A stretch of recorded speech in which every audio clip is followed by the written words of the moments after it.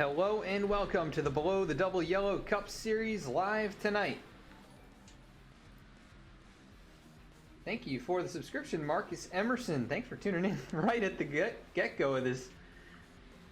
And good luck in tonight's race. But want to thank everyone for coming out here tonight to the Below the Double Yellow Cup Series live for the Viking Supps 250 live tonight from Homestead-Miami. You see it there on the screen. Want to thank Viking Supps for sponsoring tonight's race. Should be a pretty good one here. It's drivers just wrapping up the last couple minutes of the qualifying session. Hopefully we don't have any connection or broadcast problems tonight. Seems like everything is very stable, and I think we have everything fixed over since the last couple of broadcasts. So want to thank everyone for coming on out tonight, and hope you enjoy the race. This is race number 4 of the season, and drivers trying to set themselves up to make it into the championship. Thank you for the subscription, Not Your Average Noah. Appreciate that so much. Thanks for tuning in. Tonight's race, 170 laps, 255 miles, and we do have stage racing here in the Below the Double Yellow Cup Series. Stage is going to be at lap 75, 150, and also the conclusion of the race, lap 250. And so it will be a very good one. Tires definitely going to be a factor in tonight's race. This Homestead, one of the more abrasive tracks on the schedule. And Chris Samard, fastest in the practice session. Let's take a look at the point standings as they enter into tonight's race. Begin as your points leader, Ryan Gemmel, who I believe he is in the race tonight. I know Ryan suffered a concussion earlier in the week, and so he was potentially not going to run. We'll see what he elects to do here, if he can run the entire race. Seth Hatchell, his teammate with the win at Daytona, comes in second in points. Mark Emerson right there as well. Welcome Viking City Motorsports. Welcome Blazer Pete. Thanks for tuning in. And we do have a hype train going. This may be the first time ever I think we've had a hype train. So if you feel so inclined, consider following or subscribing or giving some bits. We'd really appreciate that. But Chris Samard, 4th in points. Keith Mayato, 5th. So the 4 V-Speed machines in the top 5. AJ Stravato, last year's champion, he enters into tonight's race with a win after Road America last week. Great race by him. That was a very impressive run.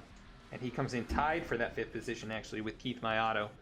So that will be a battle among those two. Safe Ferris with a stage win, a couple stage wins this season. Won last week. He's 7th in points. Eric Gallion, 8th. Dennis Faircloth with a very impressive run last week. He finishes he's going to be 9th in points. And then Tony Baird rounding out the top 10 in the point standings coming into tonight's race. You see the other 6 there just above the cut line, and everybody trying to make that top 16 to make it into the playoffs. And right now, just a few guys in there. Josiah Vincent, the last one in. Noah Michalski, first one out, just 3 points out. Then Alan Dice, Jeremiah Vincent, Timmy Emanuele, the top 20. Let's take a look at drivers outside top 20. This is 21st through 40th, so if you see your favorite driver in there, they've got some work to do with 6 more races, including tonight, to make it into the playoffs. And we do want to give our prayers and thoughts to Dylan Teal, who lost a loved one very recently, and he will not be racing tonight, but hope that his family's doing okay, and thoughts and prayers with him, and hope to see him out here soon. But that is Dylan Teal, who is in the top 40 in points, and he will miss tonight's race. As the drivers in the qualifying session, Chris Samard currently fastest in the qualifying session, basically where he wrapped up practice along with his teammates and affiliate team, or satellite team rather, Team Red Speed. They're all up in the mix there as well. Let's take a look at tonight's weather as we take a look at Looks like Joey Mine's on the racetrack right now. The number 20 Mobile 1 and Napa machine. And tonight's conditions, 72 degree air temp, 73 degree track temp, and it is an evening race here. Will be much darker even by the time that we wrap this thing up. But you see Joey, he is struggling for some grip down there in that low line, which can definitely be an issue at this racetrack. Let's see Dennis Faircloth. He said he was just hoping to survive this place after a really strong run last week. Right now showing as 5th fastest. So Dennis, who said he's only been on iRacing for just under a year, I think it was 10 months, has a pretty good lap time, and he's had a pretty good showing so far early in the season, and looking forward to see what he can do throughout the rest of it. Another driver with some impressive runs early on, Eric Gallion, number 33. He was up in the top 5 all of last race, and we'll see if he can follow up a strong performance here tonight at Homestead. He's on his first flyer lap. 30 cars have taken a lap time, now 31, and Eric going to be number 32, I believe, as AJ Stravato jumps to the pole time, 21 thousandths faster than Chris Samard, and Gallion with the 32.08, going to be his first lap. That puts him 32nd out of 33, but going to try and pick it up here on lap number 2, I'd assume, as he flies down the back straightaway here, right over 180 miles an hour into turn number 3. And we may not have some of our nice in-car cameras and nose cams. We're gonna have to reset all that. We did have to get iRacing back going, but look at that lap time. Gallion moves into the top 5 now at 31.105, and only a handful of drivers yet to put a lap time down. Justin Carey on the track and a few others, but 34 have taken a time. And we are going to jump to a quick commercial break and be right back with your starting grid.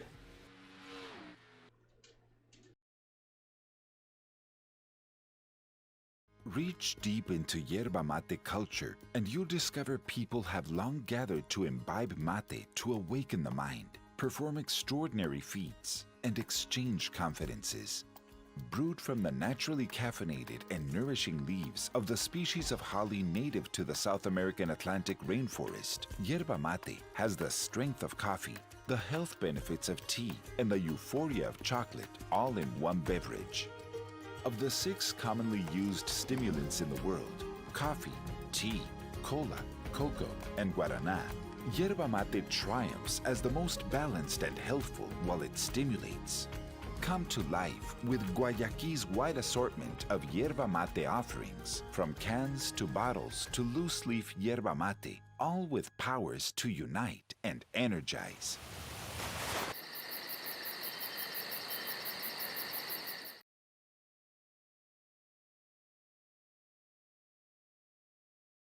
V-Speed is proud to be partnered with Below the Double Yellow podcast, a podcast for NASCAR fans by NASCAR fans. Listen to Nick and Joe discuss all the latest on-track action, available on Apple Podcasts and Spotify. V-Speed is also proud to present the 2021 Below the Double Yellow Cup Series, brought to you by the American Trucking Association, starting January 14th, 8:25 p.m. Eastern Time, Thursdays at twitch.tv/VSpeedSim. Hey, honey. It's happening. The baby's coming. Okay, I'm on the way. Hey, buddy. You ready for the big game? You're gonna be there, right, Dad? Pal, you can count on me. I wouldn't miss it for the world. Hey, honey, Josh's flight landed early. He'll be about 6:30. Can you make it? Okay. I'm on my way. We've got total gridlock out there this afternoon. The average American spends over 40 hours a year, nearly 2 full days, stuck in traffic on our broken roads and bridges, while our lives move full speed ahead. It doesn't have to be this way. Where is he? Husband's on his way. It's time for Washington to get America moving again by finally funding our country's infrastructure. Where's Mom?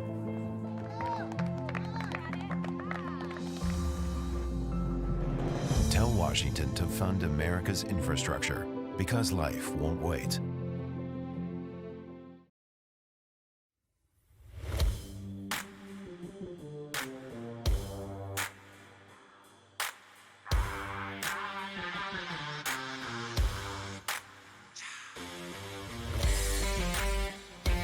Welcome to V-Speed, your home for sim racing excitement, providing dramatic moments from iRacing and beyond.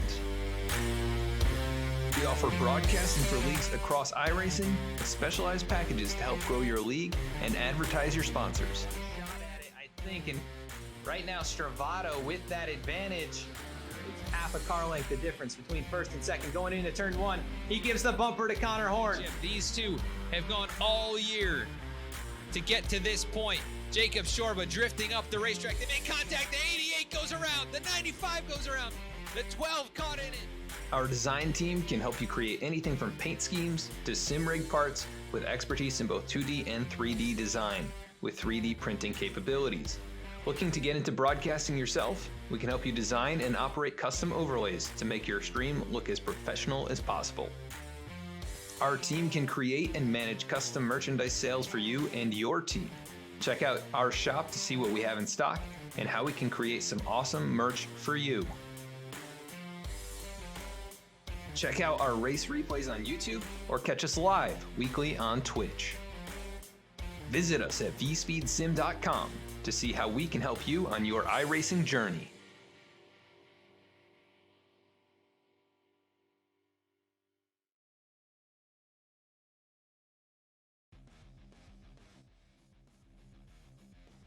And back at the racetrack now, just 10 seconds left during the drivers' meeting.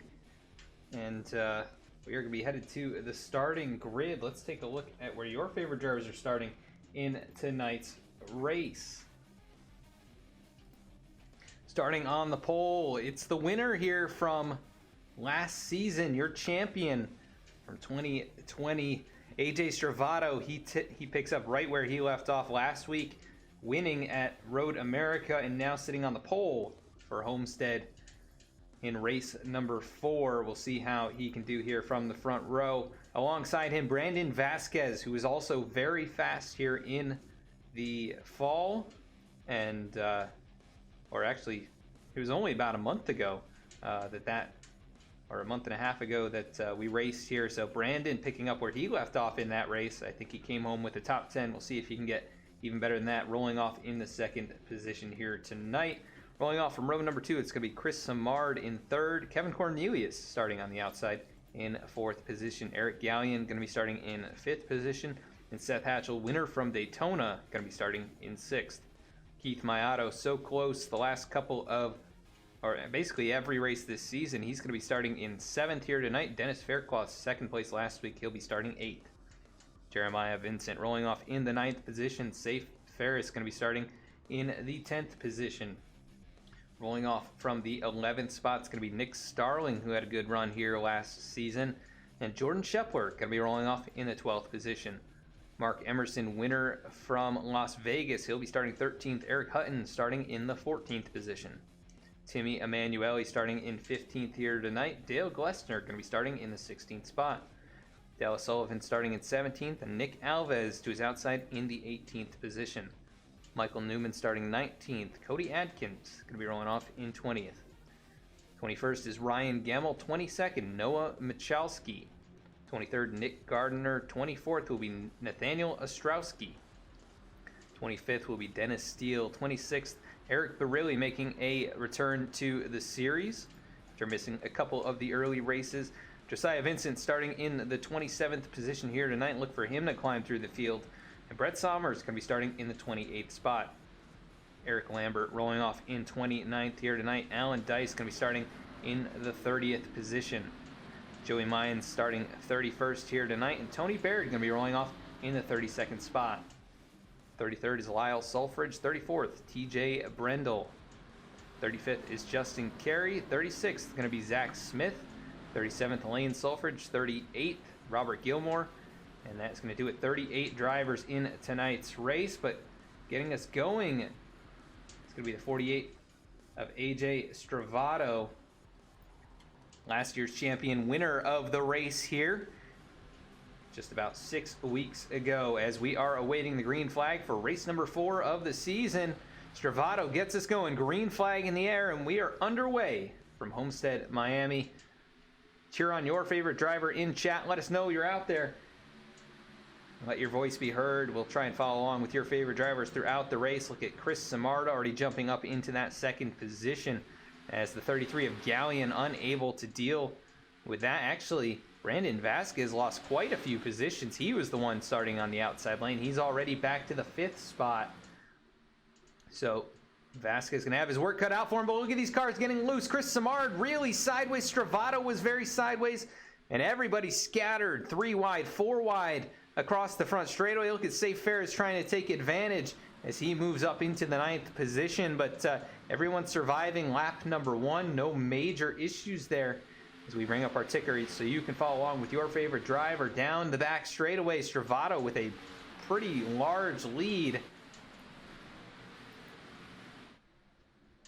He is pulled out in front now about a half second, but it looks like Eric Galleon starting to close back in. Kevin Cornelius, I think, hitting the wall right there, or nearly catching the outside wall, as Keith Mayato moves into that 3rd position and starts applying the pressure to 2nd place.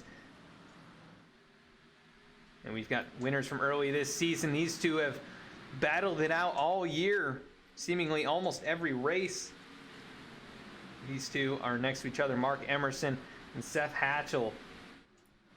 As Hatchell going to drop to 6th. Emerson looking to strike and take a couple spots early. He moves to the 4th position right now, trying to take that 3rd spot away from Keith Mayato. Not going to be able to do it just yet, but as they dive into turn number 1 side by side, the 32 down low. AJ Stravato out in front. He still shows the way down the backstretch.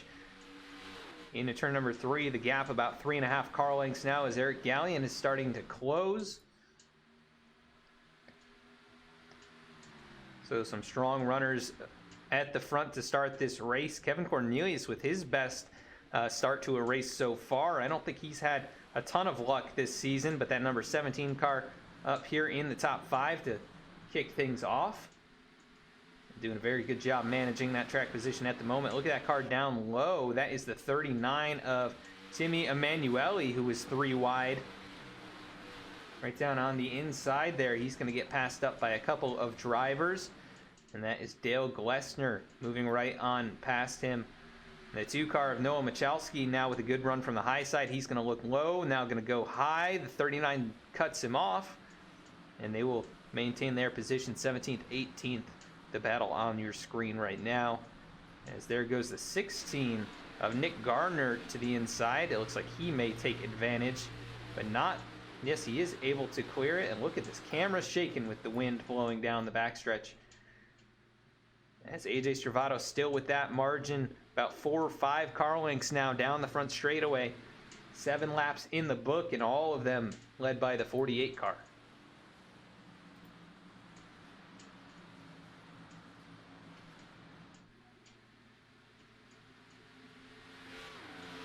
We have Senior Musafer cheering on Simulators Anonymous Racing. That is Eric Lambert, and the 40 of Robert Gilmore. Let's see where Eric's at right now.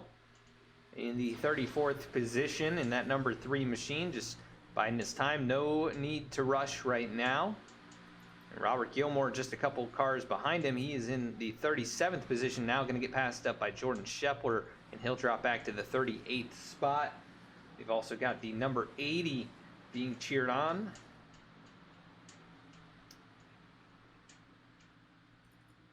That is Dennis Faircloth, who's up in the top 10. Lazy Gaming 80 cheering him on and doing a good job up here. He gets a little bit squirrely, but up in front of him, look at this. Brandon Vasquez kind of dropping like a rock here early on. Very concerning. He had the practice and qualifying speed. Very similar to what we saw last season here at Homestead. Is right now, look at that battle side by side. Faircloth and Vasquez down the backstretch. Door to door into turn number 3. I think Faircloth with the advantage. He is going to take that spot away. and he'll pull a little bit of a slide job. Vasquez now drops to the 10th position, and a big slide there out of turn number 4. That may set him up to get passed by Nick Starling, who moves to the 11th spot. We're going to go on board with the ATA in-car. Nick Starling just outside the top 10, trying to gain some spots here. Let's take a lap around with Nick and see how he's doing in that race car.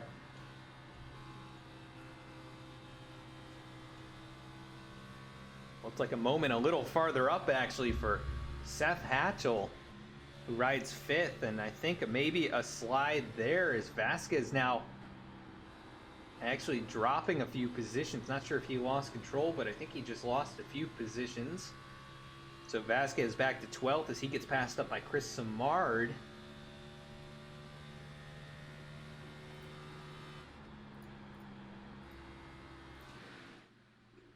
So let's actually go to that. Samard putting the pressure on Nick Starling. Vasquez, you see him back there. He is under fire from Eric Hutton and Ryan Gemmel.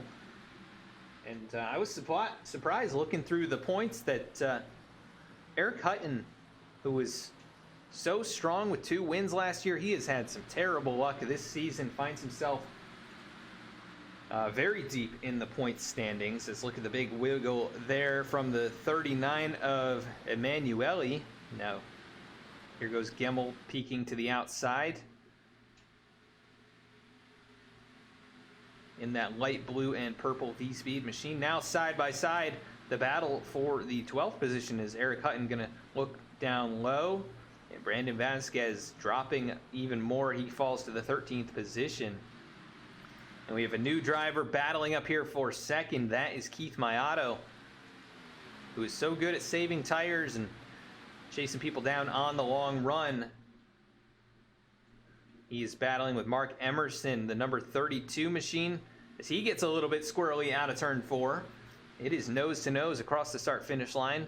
Give the spot to Emerson at the line. Nope, Mayato actually, the 36, as he is making some ground down low, but the 32 of Emerson with the run on the exit of the corner. That 32 Rolex car tags the wall just a little bit. Another scrape right there as they dive into turn number 3, and Keith hoping he can make the pass and start to chase down AJ Stravato, who is driven off, and he's all by himself. And that is not what this field wants to see. That 48 car is so dominant here last season in the championship round, ultimately winning and taking away the championship. But Keith Mayato was also very strong in that race, and can't forget Seth Hatchell, who nearly won it. And it came down to about the last 10 laps between himself and Stravato. And ultimately, AJ got out in front of Seth and drove away. But Seth led a good bit of that race, so he could have a chance here tonight.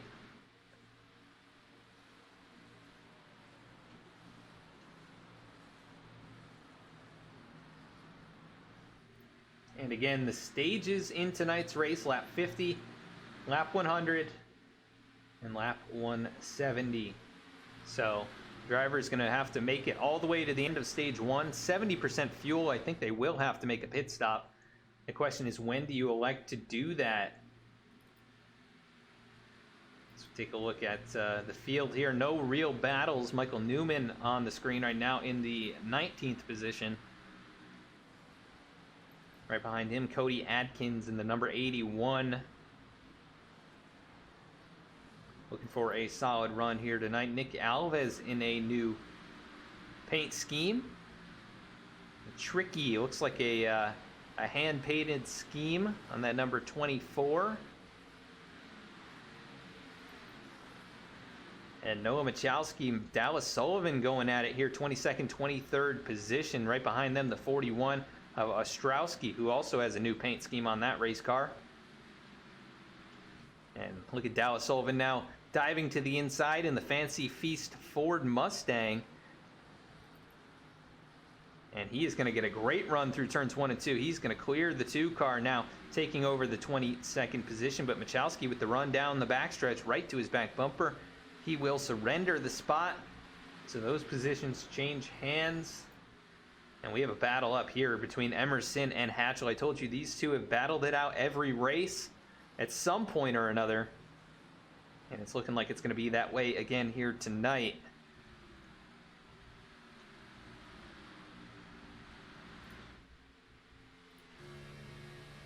So we are on board again. The ATA in-car. Again, American Trucking Association is the sponsor of this series. Check them out. Use !ATA. That will send you to, or that will show you the link to their website, trucking.org. You can learn more about what they do and how you can get involved and support a huge piece of America's fulfillment. As Hatchell all over the back bumper of Emerson. He's got to be careful though. Safe Ferris has moved to the top 5 and he is starting to track these guys down. That 44 car has been very strong in many races this year. And had a good shot at the win last week at Road America. Finished on the podium, had a stage win, led the most laps. Just could not close it out as AJ Stravato and Faircloth drove away. A couple small mistakes by Safe in the closing laps, but he did such a good job of keeping that car clean, and something you really want to see. Safe has the speed, and you know he has the talent, as we have. Big battle here. Look at that, though. Damage on Jeremiah Vincent, the number 9. Not sure what happened to Jeremiah, but he has some big damage on the nose, and it looks like he may have made contact with... yeah, it is Eric Gallion right there, the 33. He's got rear end damage, and he is very slow down the back straightaway now. Look at this huge train of cars now just going to make their way to the inside. Eric going to slow up, and I think he's just going to let some of these cars past. That car obviously down on speed with the rear spoiler jacked up like that, and he is loose too, so that kind of goes against the laws of physics. You'd think he'd have more downforce in the rear with the spoiler jacked up, but that is not the case in iRacing, as the 4 of Josiah Vincent said he might be climbing through the field in this race, and he has proven me right up to the 11th position now after starting in 27th. He is not done, though, starting to track down Eric Hutton. This is for a stage point, as we are making it towards the halfway point in this stage. Josiah Vincent up to 11th. Definitely the biggest mover of the race. But Eric Hutton also has climbed up a few spots. He is under fire, though. Look at that dive there by the 4 car of Vincent, as he is going to have a great run out of turn number 2. Not sure if he's fully clear. The 77 pulls back alongside just a little bit. The 4 of Vincent down to the inside in turn 3.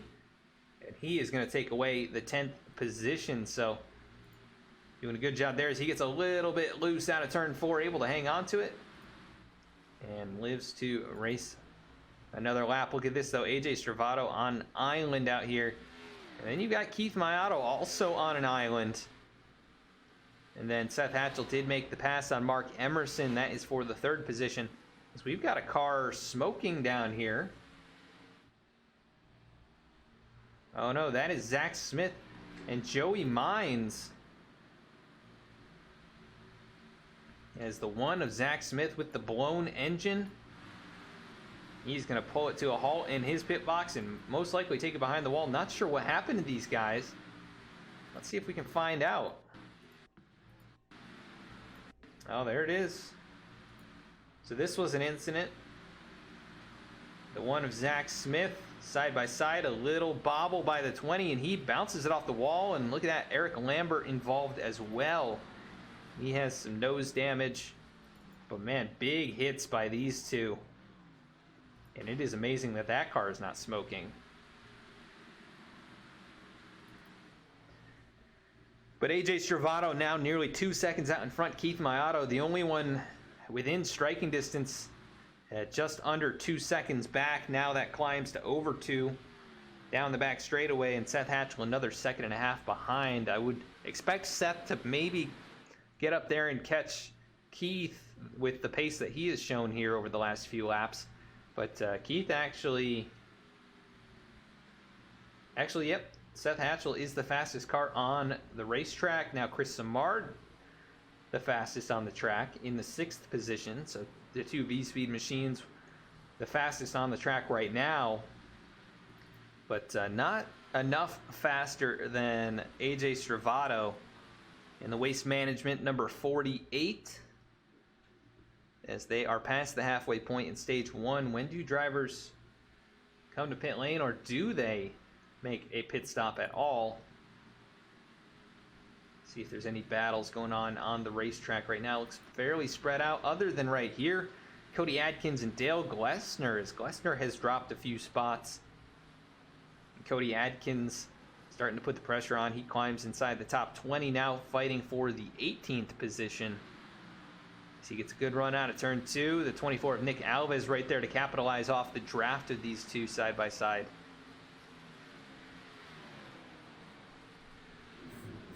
And they are doing a great job just knocking these laps out, as the 81 of Adkins nearly clearing Glessner. Not all the way past him though. The 10 with a big run on the outside lane.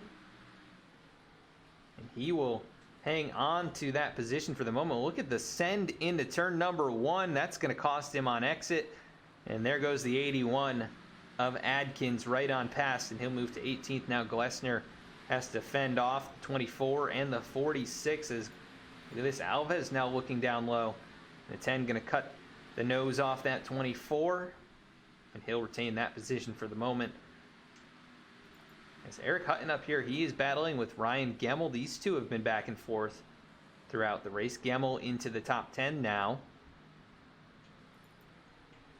And Dennis Faircloth up here with Jeremiah Vincent to his inside. Jeremiah with that damage. Oh, nearly contact as he was trying to pull a side draft on Dennis, but the 80 able to keep it straight here in the 9. Oh, he's going to slide up the track, and he's going to put the 80 of Faircloth in the wall. And look at this, Nick Starling with the slide behind him. There must have been something that happened between these drivers. I am not sure what is going on. They look very intentional down the backstretch, and then this looked like the 9 car just couldn't turn. I don't really know. He had enough space between himself and Kevin Cornelius, as he just drove down into the corner. I think he was hoping he'd clear the 80. And that was not the case. He just drifts up the racetrack. Almost looks like he turns right. And now the 80 Faircloth out of the top 10. He's got damage, and he's got a hungry pack of race cars behind him.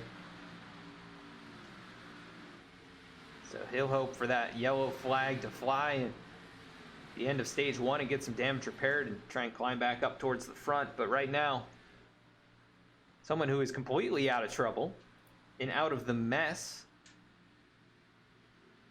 because he's been cleaning it up. That Waste Management machine now 2.1 seconds out in front of Keith Mayato. It's still one of the fastest, if not the fastest car on the racetrack with the clean air. Let's take a look back. That's the distance to Keith Mayato and Seth Hatchell, and then a distant Mark Emerson there in the 4th position. Safe Fair is 5th, and every car in the top 5 separated by at least a second and a quarter, as nobody pointing their car towards the pit lane just yet. Kind of surprising to me. I thought somebody might pull a short pit, as it looks like Nick Starling with a little bit of rear end damage and right front damage. That might have been from that little slide, or what caused the little slide. As now he battles side by side with Nick Gardner, who has nose damage. Maybe these two got together, as we've seen a few drivers have rear end damage and some with the nose damage. I think Nick with a little brush of the wall there possibly. As this is a good battle here. The 16 down low, the 99 up high. And out of turn number 4, still side by side, it is the 99 with the advantage at the start-finish line. And these guys fighting for an opportunity to get up there in the top 10 is the 16 of Gardner. He is well up the racetrack, nearly makes contact with Starling. That was very close, and look at that behind him. Brandon Vasquez, Timmy Emanuele nearly making contact as well. And now Emanuele up to 14th. He's actually done a good job here. He lost a bunch of spots early, now climbing back up through the field, and Brandon Vasquez has gone nowhere but backwards, the biggest loser here in stage 1. And you hope that he can figure it out for stage number 2 and get back up there. He's definitely got the short run speed, but does not have it for much more than that. I think he needs the clean air. As AJ Stravato, dominating performance. He has led every lap so far. After starting on the pole, we are going to go green flag side by side 38 laps into tonight's race, and we'll be right back with more racing.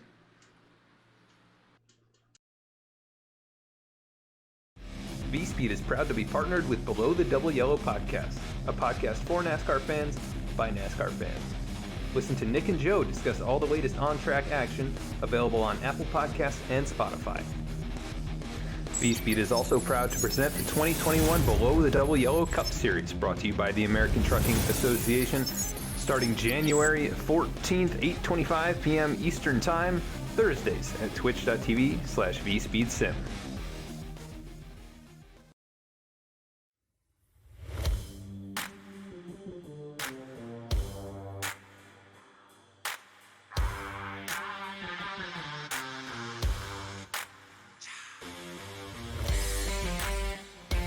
Welcome to V-Speed, your home for sim racing excitement, providing dramatic moments from iRacing and beyond. We offer broadcasting for leagues across iRacing with specialized packages to help grow your league and advertise your sponsors. Shot at it, I think, and right now Stravato with that advantage. It's half a car length the difference between first and second going into turn 1. He gives the bumper to Connor Horn. These two have gone all year to get to this point. Jacob Shorba drifting up the racetrack. They make contact. The 88 goes around. The 95 goes around. The 12 caught in it. Our design team can help you create anything from paint schemes to sim rig parts with expertise in both 2D and 3D design with 3D printing capabilities. Looking to get into broadcasting yourself? We can help you design and operate custom overlays to make your stream look as professional as possible. Our team can create and manage custom merchandise sales for you and your team. Check out our shop to see what we have in stock and how we can create some awesome merch for you. Check out our race replays on YouTube or catch us live weekly on Twitch. Visit us at vspeedsim.com to see how we can help you on your iRacing journey.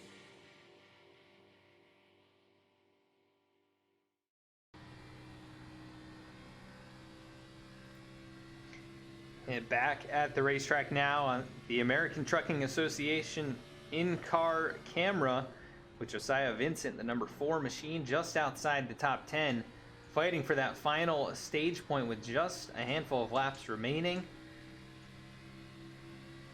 And he is now all over the back bumper of Kevin Cornelius as they go side by side into turn 1. Kevin's going to roll over and let him take the spot.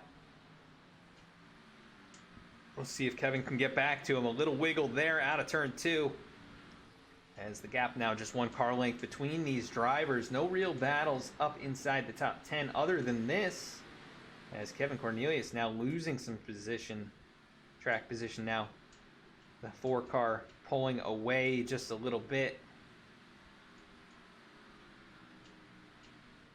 And Safe Fair is under the break there. He gave up a position to Chris Samard.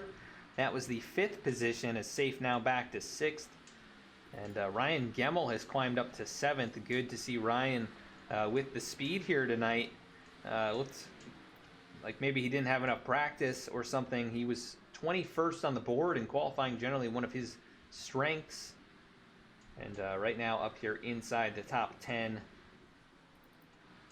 I'm also pretty impressed with Jeremiah Vincent, who's hung up here all race long, even with some nose damage and maybe even a crinkle on the right rear. He is up here in the 8th position.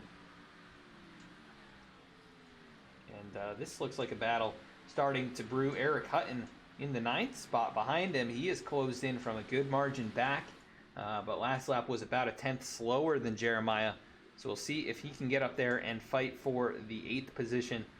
But it is all AJ Stravato still out front. Less than 2 seconds the margin now to Keith Mayato, who's reeled off a couple of very quick laps. But probably not going to have enough time, though. AJ, I think, maybe catching up to some lap traffic. Yes, he is. That is Eric Lambert out in front, trying to stay on the lead lap. 36 out of 38 drivers are on the lead lap. And he does not want to be the first one lap down. The other 2 drivers, Joey Mines and Zach Smith, both heavily damaged earlier in an accident on the backstretch that did not bring out a yellow flag, as we have been green all the way here in this race. The Viking Supps 250. Now Stravato, he is going to start to lose a little bit of time, I think, with the dirty air from the 3 car. But across the line at 33.47 to Keith Mayato's 33.56, still fastest on the racetrack.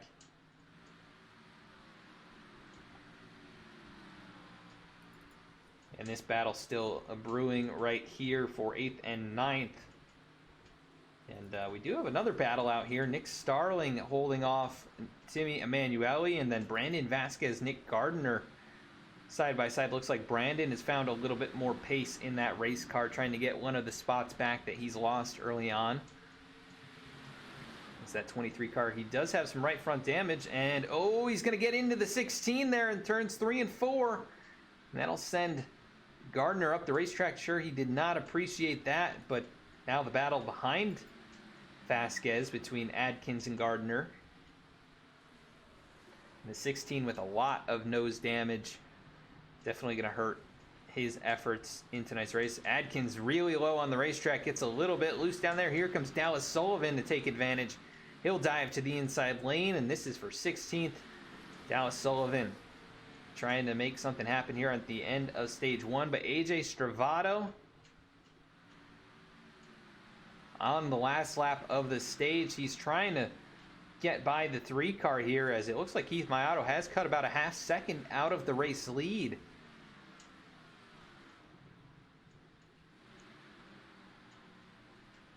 And he's actually cut even more out of it now through turns 3 and 4, but I think AJ just cutting the 3 car a break as across the start finish line. He is going to win stage number 1. Mayato second, Hatchell third, and other drivers to follow. Gemmel across the line will finish 7th, and Jeremiah Vincent holds off Eric Hutton, who is right there. As we pull up the stage results, Keith Mayato not able to get to AJ Stravato, but Stravato wins his second stage of the season. Mayato second in stage 1. Seth Hatchell, Mark Emerson, Chris Samard, Safe Fares, Ryan Gemmel, Jeremiah Vincent, Eric Hutton, and Josiah Vincent rounding out the top 10 in the stage. So congrats to all those drivers earning points, as they are going to be headed to pit road here, and we'll hope, well, AJ Stravato hoping for a good stop to hang on to the lead. Such an advantage with the clean air, as you could see from that run. But green all the way, and no lead changes, as Stravato has led the entirety of this event.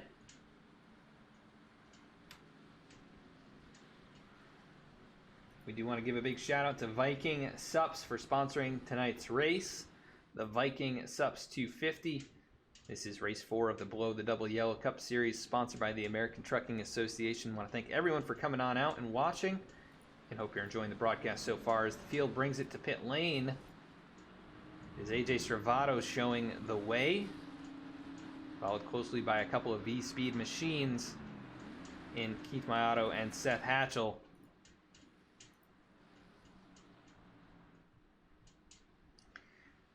Can't make any mistakes here if you want to keep your track position. As Stravato deep into his box, he will stop perfectly on the marks, and his crew will go to work to try and keep some track position. Nobody's staying out on the track other than Joey Mines trying to get one of his laps back. Actually, I believe the lucky dog there. So as Stravato easily wins that battle off, Keith Mayato second, Mark Emerson third, as Hatchell losing a few positions. back to the 5th spot.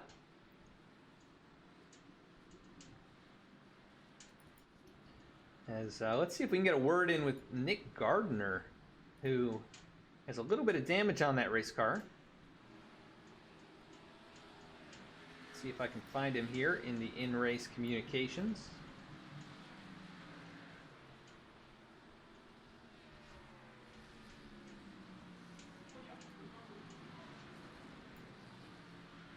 Nick Gardner, this is Adam the V-Speed booth. You got a copy. Well, Nick, actually, hold on. I don't know if I have your audio. Give me one moment.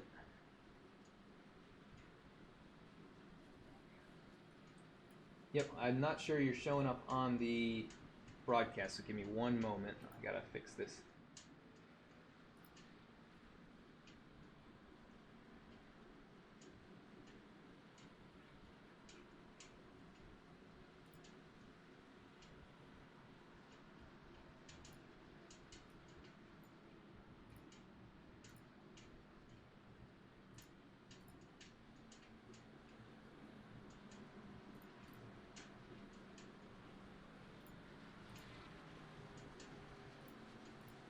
All right, can you give me a mic check? Mic check, 1, 2, 3. All right, we got you. For some reason, the source disappeared from my overlay system here. But Nick, you're up about 9 positions early on in this race. Very a clean stage 1, for the field. But you have some damage on the nose of that race car. Is it still feeling all right? You think you got some speed to get up there in the top 10? The speed to get in the top 10, but I feel like the nose damage is hurting maybe just a touch. I had to check up there because in front of me, Nick slowed down because guys were about to wreck, and I didn't expect the checkup, so I ran into his nose. So all good, only like 20 seconds worth of damage, so I'm just going to send it and see what happens here. I feel like the key is to save tires. This stage, get what you can, but definitely in the 3rd stage, it's going to be all about who manages their tires the best, because that's how you get to the front. Yes, sir, and this track very abrasive. We know that can definitely affect the tire wear, but pretty cool temps. Is the car handling pretty well for you overall? I want to say it's really loose. I'm sure you guys can see it in the broadcast. I want to say 10 laps, 15 maybe into the run. After that, it tightens up, depending on how hard you go and use up the tires. Gotcha. We'll keep an eye on that for sure. But looks like you're getting back to racing here, so good luck the rest of the way, and maybe we'll talk to you later. Yeah, 10-4. Thank you. All right. That is Nick Gardner, the number 16. First time talking with him, and a car with a little bit of damage, but he is making up some ground in the 1st stage. And we are about to get back underway as AJ Stravato, your race leader. About to get things fired up once again. Thank you for the follow as well, TJ Moon Racing 9. Appreciate you tuning in and hope you enjoy the broadcast. Stravato with a good jump there. He's going to pull out in front. Mayato, though, got a very good restart as well in the outside line, and he has dropped into the 2nd position now, not having to make up any ground early on. Maybe Mayato has a shot to keep pace with that 48 car who dominated stage number 1.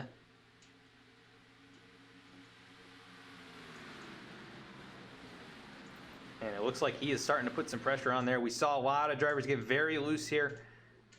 On lap number 1, you see Safe Ferris. He gets a little sideways. I think we had maybe a slider a little farther back.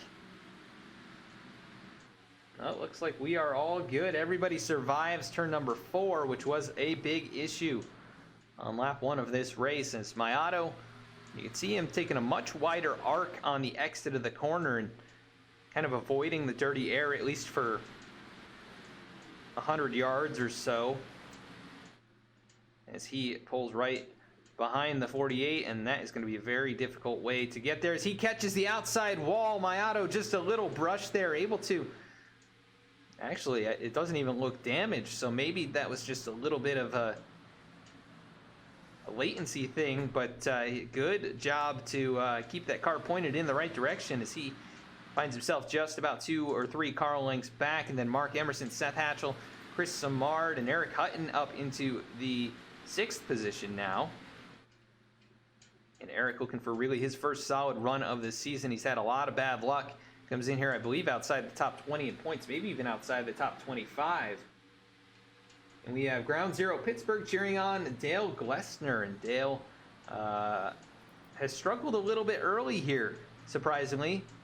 Back to the 22nd spot, 6 positions back from where he started, and now battling with Lyle Sulfridge for the 22nd spot. We'll see if he can pick it up here and make his charge towards the front. Dallas Sullivan now looking on to the back bumper of Nick Gardner. And Gardner, really big slide. He's going to get tagged by the 46. And at the start-finish line, it is 3-4 wide. Eric Barilli down onto the apron. He'll take away 3 spots there and move up to the 18th position. So Barilli starting to move forward as he started back in the 26th spot. And his teammate there, Nick Alves, behind him. Those two marching towards the front, and we may have gotten a commentator's curse on Nick Gardner. That is not what you want to see. He's got a bunch of rear end damage. He's got a bunch of nose damage now, and gonna have some troubles here on the straightaways, I think.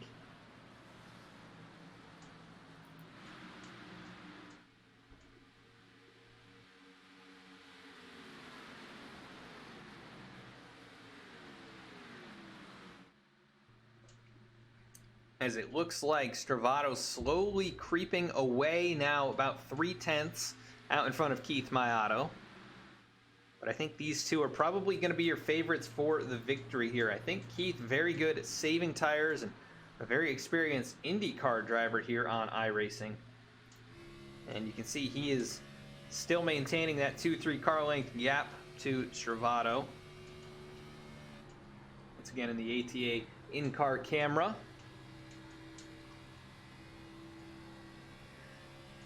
And I am amazed at how clean it has been here in this race with the cars being as loose as they are. No cautions in 62 laps.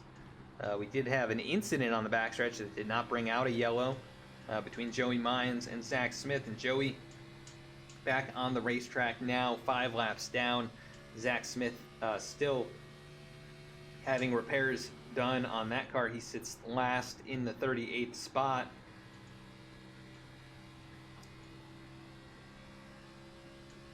As Keith Mayato, you hear him kind of just playing with the throttle there, making sure that he's not on it too soon and getting the back end loose in that race car.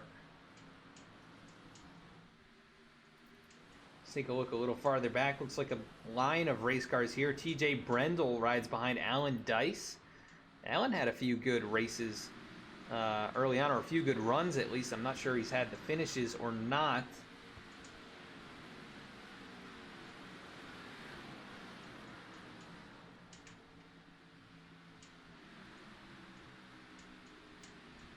I'm going to take a look at where he rides as he goes to the inside. That is the 98 of Tony Baird, who is in the top 10 in points. And not having his best run of the season. Some damage on the right front. Actually pretty heavy damage in that 98 car. As Alan Dice enters the race 18th in points, looking for a couple more spots to get up there into playoff contention. And we are battling it up here now. It looked like Emerson was maybe going to have a chance to make a pass on Keith Mayato, and that was not the case. As Keith holds him off and actually gained about a 10th over the last 2 laps on AJ Stravato, but Stravato stretching it back out now down the back stretch.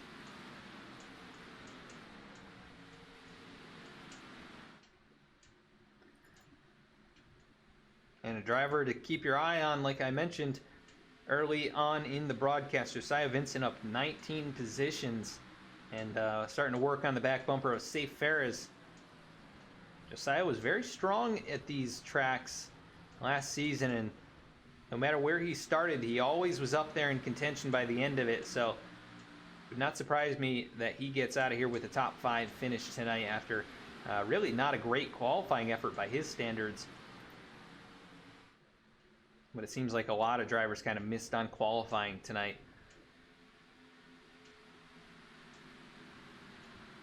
Brandon Vasquez starting to make up a little bit of ground here. He climbed back to the 11th position and starting to move forward. Here's lap 68 on the board. He is just on the outside of the top 10. And behind him, Nick Starling with a little bit of rear end damage. Was not able to get that repaired under the yellow flag, but Jeremiah Vincent also with damage behind him. That probably is pretty equal then between them, as Timmy Emanuele, a bit of a slide out of turn 4. Does not open the door up for Cody Adkins, who's having a pretty strong run up in the 15th position.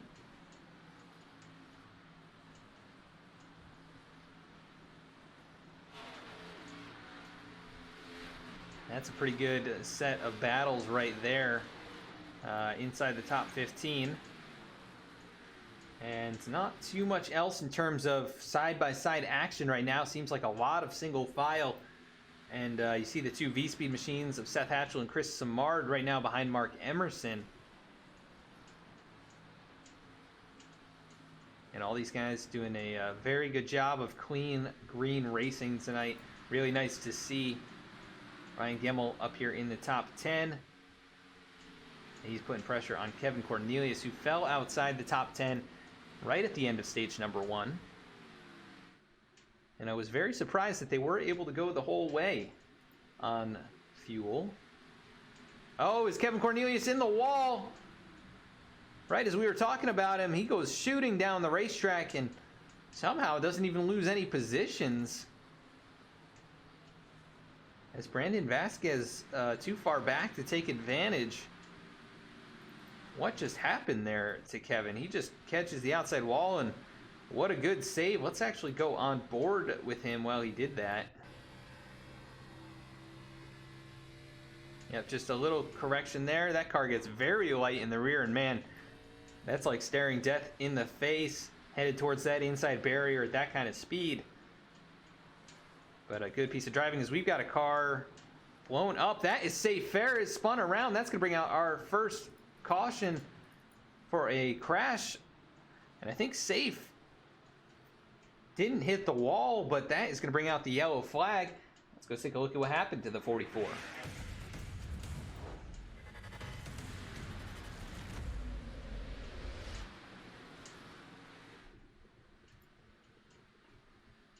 He was racing it up with Josiah Vincent down the front straightaway. Ooh, I'm not exactly sure. He gets hooked by the 4 and then up across the racetrack. I don't think anyone made contact with him. And I don't even think he hit the outside wall. Oh, he did get hit. Michael Newman slid in there and made contact with the right rear of Ferris's car. Oh, man, that is actually a very big hit. Michael Newman's car, quite a bit of damage. He may have steering damage. I think Safe may have pretty significant rear end alignment issues after that. Let's see if I can get back to Safe's car and go to the overhead view. Let's get another view of this.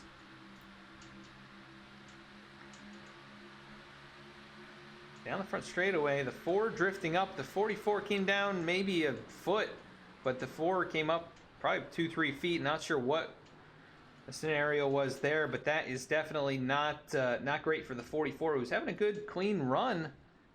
And now a few drivers going to bring it to the pit lane. Actually, looks like the whole field going to bring it down. We'll see if anyone stays out. Eric Gallion going to stay out. And Noah Michalski, he is on the pit road, actually.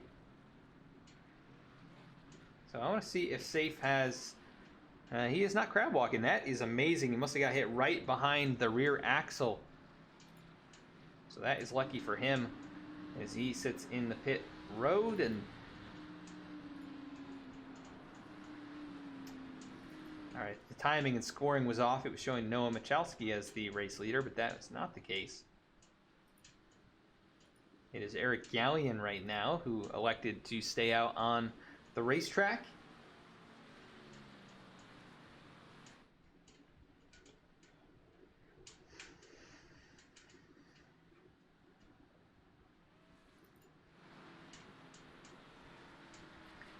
Let's see if we can get a word in quickly with Eric Borelli for Lazy Days Racing.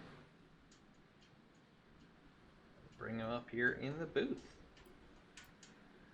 Eric Borelli, this is Adam in the V-Speed booth. You got a copy? Yes, sir. Good. Well, Eric, it has been a long time since I have talked with you, but it is good to see you back out on the racetrack here and back racing in the below the Double Yellow Cup Series. You're making some ground here in the first half of this race. How is the car feeling for you? In the beginning, it is 100% like skating on ice. But as we're going, the car is settling really, really nice. We're able to you can feel the car bite, which is really nice. And getting good runs off the corner. We're slowly picking up spots. Yeah, definitely gaining ground, up 12 spots from where you started. What's the strategy for the rest of Stage 2 here to set yourself up for the end of the race? Right now, the biggest thing is we're just going to try to keep ourselves clean and keep ourselves out of trouble. And once we get to the third stage, we're hopefully going to be able to kind of let it hang all out. Awesome. We'll see what you can do here if you can get up there and get some stage points before lap number 100. But anybody want to give a quick shout out to before we let you go back racing? Of course, I want to give a shout out to the lead below the double yellow line. All the admins here, all the guys here driving are absolutely awesome. Shout out to my team at Lazy Days Racing. And shout out to my man Zach from Sim Seeds that supplied me with my 6 sim rig. And yeah, that's it. Awesome, Eric. Well, good luck the rest of the way, and perhaps we'll talk to you at the end of the race. My friend. All right, that is Eric Borelli. Used to race with Eric a long time ago in the Somo Racing League. And we had some good battles. And he is definitely a good driver. Good to see him out here, and hadn't seen him racing for a long time. He's got an awesome setup. Big Tony Stewart fan, and a really cool bunch of Tony Stewart gear. So, also, if you want to get some great simulator equipment, SimSeats is definitely a great source for that. So, nice to get a little word in there with Eric. I haven't talked to him in such a long time. But AJ Stravato, your race leader now, as it looks like Vasquez did bring it down, or rather Eric Gallion did bring it down. He's going to restart 36th with 36 drivers on the lead lap. Joey Mines in 37th, Zach Smith 38th, and Zach still sitting on the pit lane. But Joey Mines has gained a couple laps back, so that is good for him.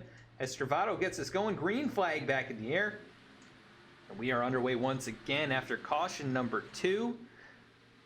It is AJ Stravato and a good restart there by Mark Emerson, who gets to the inside of Keith Maioto. But Keith with a big drive through 1 and 2. He gets a little bit squirrely trying to hang on to it, and he'll outdrive the 32. Now put some pressure on the race leader of AJ Stravato down into turn 3. Can he make a move and try and take this lead away really deep into the corner there?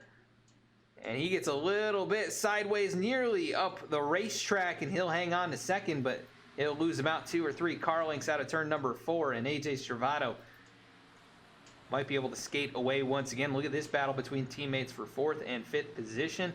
Eric Hutton right there in the mix as well, and Ryan Gemmel up to 7th. So 3 V-Speed machines, and then the 77 of Eric Hutton right there in the middle of all of that. Look at Brandon Vasquez. He has climbed into the top 10. And Nick Starling also up here in the top 10, looking for a good solid run tonight in the 8th position. After starting in 11th, it has been a solid night for Nick. We've seen this, we saw this last year too, actually. Once he got some consistency towards the midpoint of the year, was just knocking off top 10s and top 15s one after another, and that helped him climb up into contention in both the regular season and the playoffs.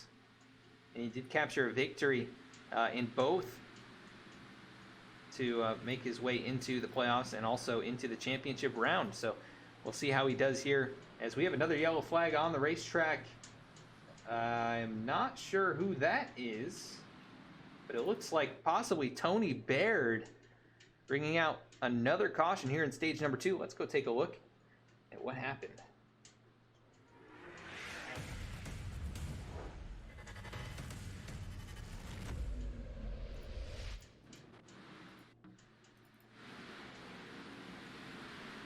right, down into turns 3 and 4. We see Josiah Vincent slipping up the racetrack. He makes contact with the 98, so Josiah involved in a couple of these ones here.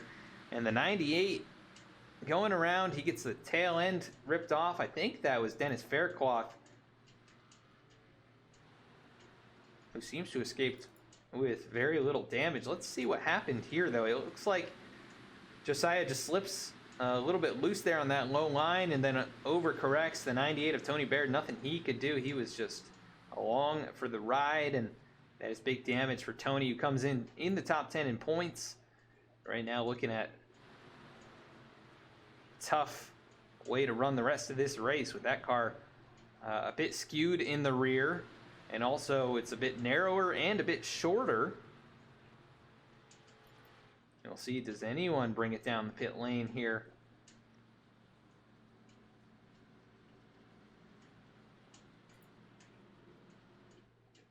Looks like Nick Alves is going to bring it down.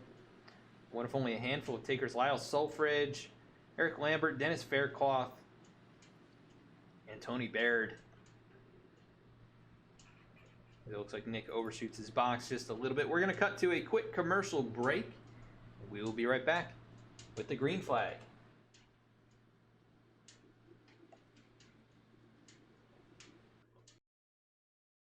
I'm Jonathan Proper, CEO of Drops.com, and I'm here to give you the naked truth about laundry. Size does not matter when it comes to laundry. Let's start with Jugs. It's big, all right, messy too, and expensive. You know why? Lots of plastic, lots of water, shipped all over the country, from factory to warehouse to retailer. That's what you're paying for. It's a dinosaur, and we all know dinosaurs are extinct. Meet our imitators. This is your average detergent pod. It has 20 plus chemicals with names nobody can pronounce. Nice colors. I hope they don't stain. I know color doesn't clean. Would you take a bath in either of these? No way. That's why we developed Drops. Drops is dye-free, MPE-free, phosphate-free, animal cruelty-free. So free, it's freaking awesome. We make Drops with only 6 safe ingredients, certified by the EPA. Drops is tough on dirt, but gentle enough for a baby's skin. It's so gentle, I'm taking a bath in it. Doing laundry with Drops is hard to up. 1 drop equals 1 load. Now, can we talk about my package? 100% recyclable. Manufacturing Drops ourselves and distributing directly helps us cut out the middleman and reduce transportation costs. With delivery plans as low as $4 a month, the average family can save $100 a year. Hello? What are you saying? The cleanest clothes at the lowest price? You're damn right it's a great deal. Thanks for calling. Shipping is always free. You choose the product and plan that's right for you, and we'll drop Drops at your door. The naked truth is that Drops makes laundry better and life easier. Every Drops counts, saving money, plastic, water, and time. So go to Drops.com. The first one's on us.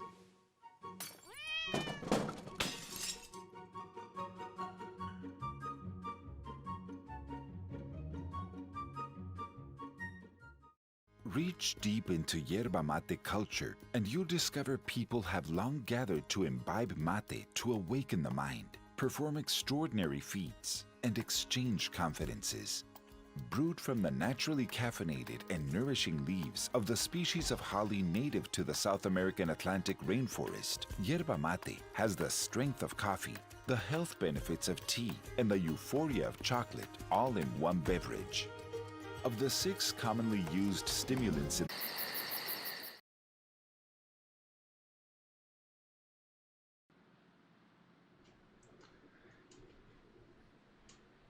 I apologize for the stream going offline for a second there. Just pressed the wrong button. But I want to give a big shout out to the V-Speed sponsors, Drops.com. You can check them out for some awesome laundry detergent pods. Use the information in the chat to save 15% as well. And also Guayaquil Yerba Mate, new sponsor to the channel, as we are back underway. AJ Stravato, your race leader, has dominated this event. He has led every lap, I believe, except for maybe one, which might have gone to Eric Gallion. I'm not exactly sure, but back underway. It is Mark Emerson on the back bumper now as Keith Maotto has been shuffled back to the 3rd position. And we'll see if Mark has anything for that 48 car. Both of these drivers having won a race already. You see the 32 up the racetrack, still in the tire tracks down the front stretch. This is the closest anyone has been to Stravato as he's going to look to the inside now in turn number 1. Can AJ hold him off here, or will we have our first change for the lead as up the racetrack? Mark Emerson side by side down the backstretch. I think Stravato with the run, as look at that, the 48 giving him a little bit of a shimmy down the backstretch. The 32 of Emerson trying to get the nose down in there, and 48 kind of shuts the door. So AJ Stravato hanging on to it. The 32 of Emerson up the racetrack, and they have pulled away by a few car lengths over Keith Maotto. That was very intense battling for the race lead, but ultimately Stravato hangs on and now pulls away by a couple of car lengths. Keith Maotto, though, trying to figure out a way to get up there and fight for this thing.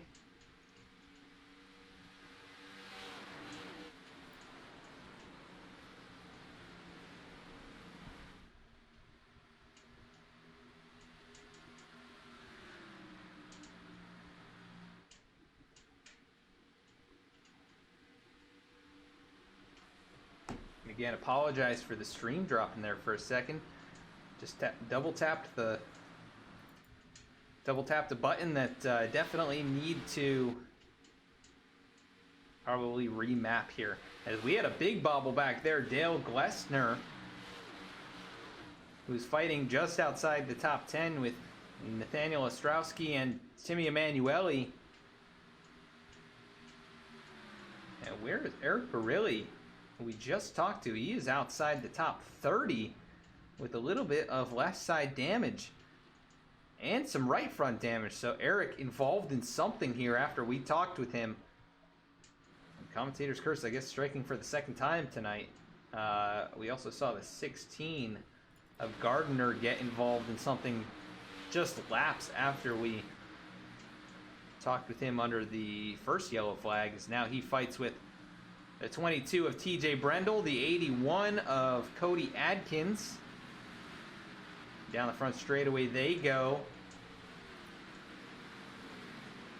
Gardner in the 22nd position is out in front. It is still AJ Stravato and Mark Emerson still hanging tough, just 2-3 car lengths back, but that is about as close as anyone could be in tonight's race, and just 10 laps to go to the end of the stage as they cross the start-finish line. It is AJ Stravato looking for a win in stage 2 to cap off the stage wins tonight, and then potentially go for the race win for his 2nd in a row. And this would be last year's champ striking again and really making a statement again that he is the guy to beat once more, as he has dominated this race. 89 out of 90 laps led. The only one he did not lead was under the yellow flag, when Eric Gallion stayed out for just an extra lap. And that is a bonus point. I think Eric with some damage, knowing that that was going to be his best chance to potentially lead one. And definitely feel for Eric, who started up in 5th, and he is now back to 32nd. That car, a little bit of that left rear damage we pointed out earlier. He was struggling with that. Now, that was in stage number 1. He has led a lap here, and we'll see if he can get up there, maybe inside the top 20 before it's all said and done. Safe Ferris, who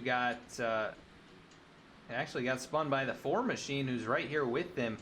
We're going to keep an eye on this. I don't know what's going to happen, if there's going to be any kind of retaliation, but Safe with some damage on that race car. He's got some nose damage, he's got some right rear damage, and he knows it. That 4 car right in his tire tracks. I think Safe's going to make it hard on him to get on past,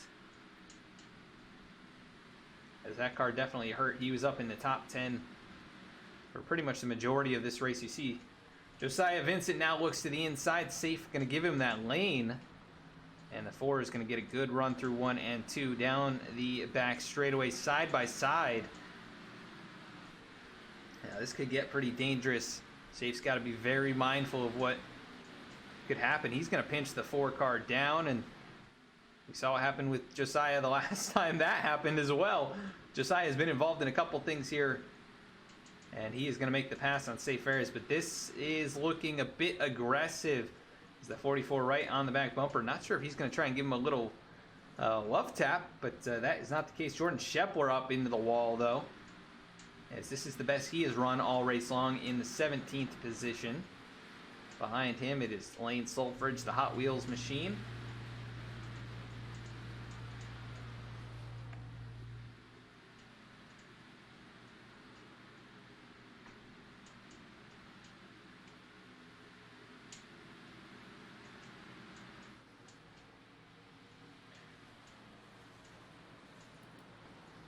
We've got a battle now between Noah Michalski and Dallas Sullivan.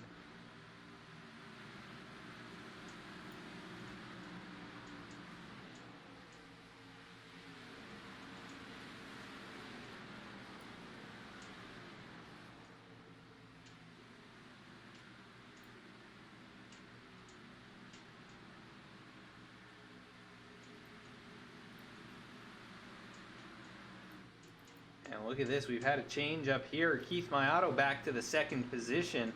Mark Emerson trying to hold off Seth Hatchell for that 3rd position, as we are just a few laps away from the end of stage 2. And then it'll be a run to the finish of about 70 laps. Probably about 65 actually, by the time we go green after the yellow. Somebody to give an attaboy to is Joey Mines. He has had a lot of damage for a long time, and he's still out here 3 laps down and not really in danger of losing a lap. He may get one back, but Tony Baird currently in the lucky dog position in that heavily damaged number 98. They put the rear bumper cover back on there. Lyle Sulfridge also towards the back of the field tonight in the 34th spot, not having his best run. But we'll see if he can salvage anything here. Still on the lead lap, about a straightaway ahead of your race leader. And then Robert Gilmore in front of him. He has got a clean, pretty much clean race car, just a little nick there on the right rear bumper.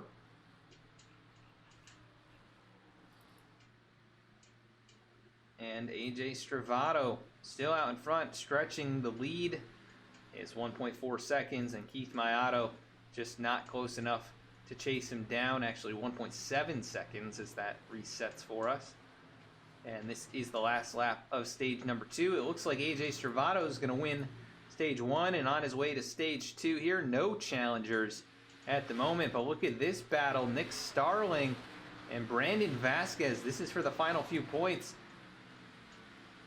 As Vasquez diving in low, he's going to go right to the left rear quarter panel. Nick Starling deep in through the corner. Can he make it stick? Stays off the wall. He'll hang on to it. 9th position at the line for Nick Starling. Brandon Vasquez, the final points paying spot. As there is your stage results. AJ Stravato winning stage 2. That is both stages for the 48 car. Keith Mayato 2nd again in this stage. Seth Hatchell 3rd again in this stage. And then Mark Emerson 4th again in this stage. Eric Hutton 5th. Chris Samard 6th. Ryan Gemmel 7th. Jeremiah Vincent in 8th. Nick Starling 9th. And Brandon Vasquez rounding out the top 10, and all of those drivers earning points. So a good job by AJ Stravato. He's going to earn a lot of points here tonight and start making his charge up towards the top of the standings. He comes in here tied for the 5th position with Keith Mayato, and right now outscoring Keith by a few points so far in this one. Is anybody going to try any strategy?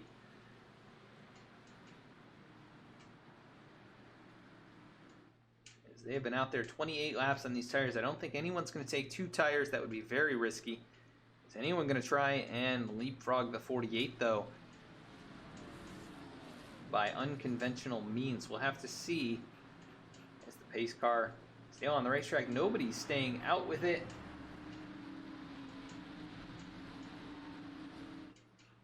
field working their way down the pit lane. Travato deep into his box, hard on the brakes, might have overshot it. And he does not. Good job there, stopping right on his marks. The 48 car. Gonna try and win the battle off the pit road. And it looks like he will once again very easily. Keith Mayato second, Mark Emerson third, Chris Simard fourth, and Seth Hatchell in fifth. This is almost an exact replay of what happened at the end of stage one. Hatchell lost 2 spots to the same 2 drivers in the exact same order.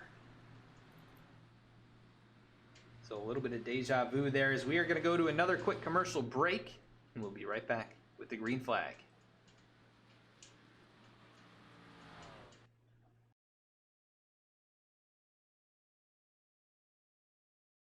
Boston Web Marketing is New England's largest full-service web marketing company specializing in SEO, SEM, website design, social media management, reputation management, and more.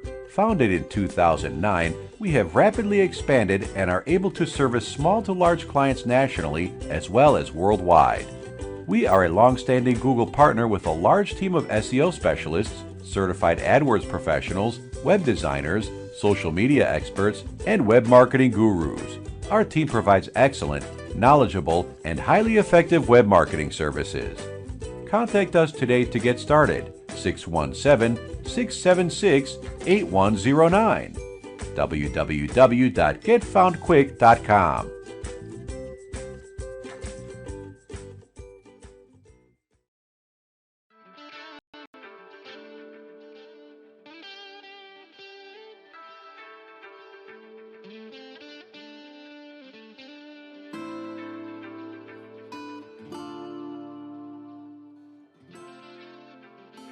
Simulators Anonymous is an online gaming community.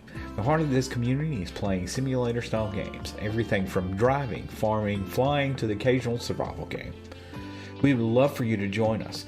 If you play these style of games, or if you're just looking for a great community, we strive to be a community you can be an active participant in by offering events like every third Saturday night is a late night trucking on Truckers MP. We have a very own Minecraft server and with other servers starting soon. Come join Simulators Anonymous today at www.simulatorsanonymous.com.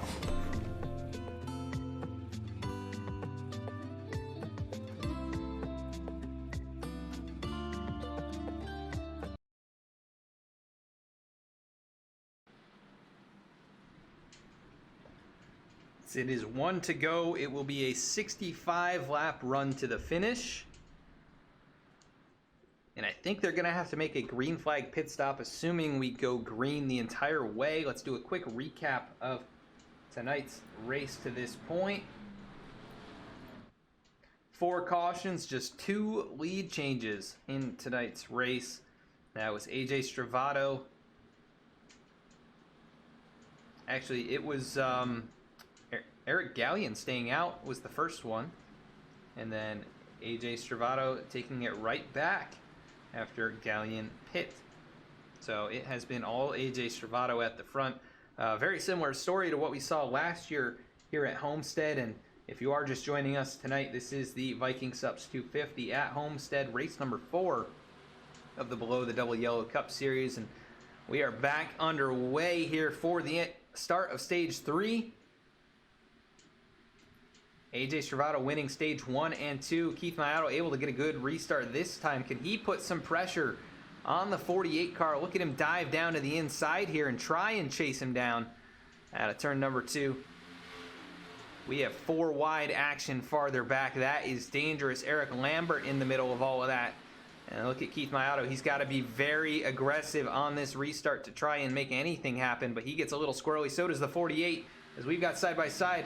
That is Hatchell and Simard, and yellow flag is going to fly. We've got a big pile up in the 24 of Nick Alves involved. Oh my gosh, that is about 10 cars piled up. Eric Lambert, no hood or nose on that car. And that's going to bring out a yellow flag here right at the start of stage number 3, and This is going to make things interesting on fuel. Let's take a look at what happened.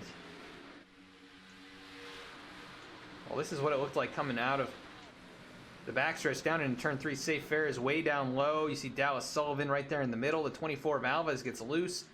Oh man, Safe nearly got into him, but he loses control big time, and huge pile up there. As Dallas Sullivan just able to stay off. Oh, that's the, looks like the 70, the 22, the 3, the 12, and the 40 of Gilmore just able to navigate. And you see the 21 spun around. So the 70 of Lyle Sulfridge, what happened with him here? See the 21 of Justin Carey kind of losing it all on his own behind. I think he gets hit by the 22, but man, that is a hard hit up in the air for the 70 across the racetrack, and he gets T-boned by the 12.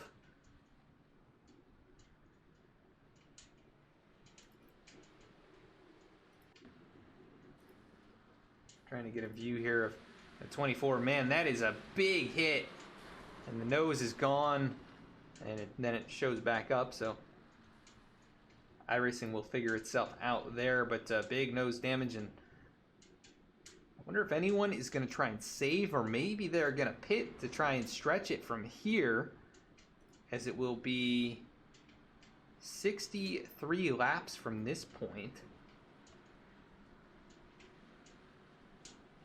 And our 5th caution of the race, including the 2 stage yellows.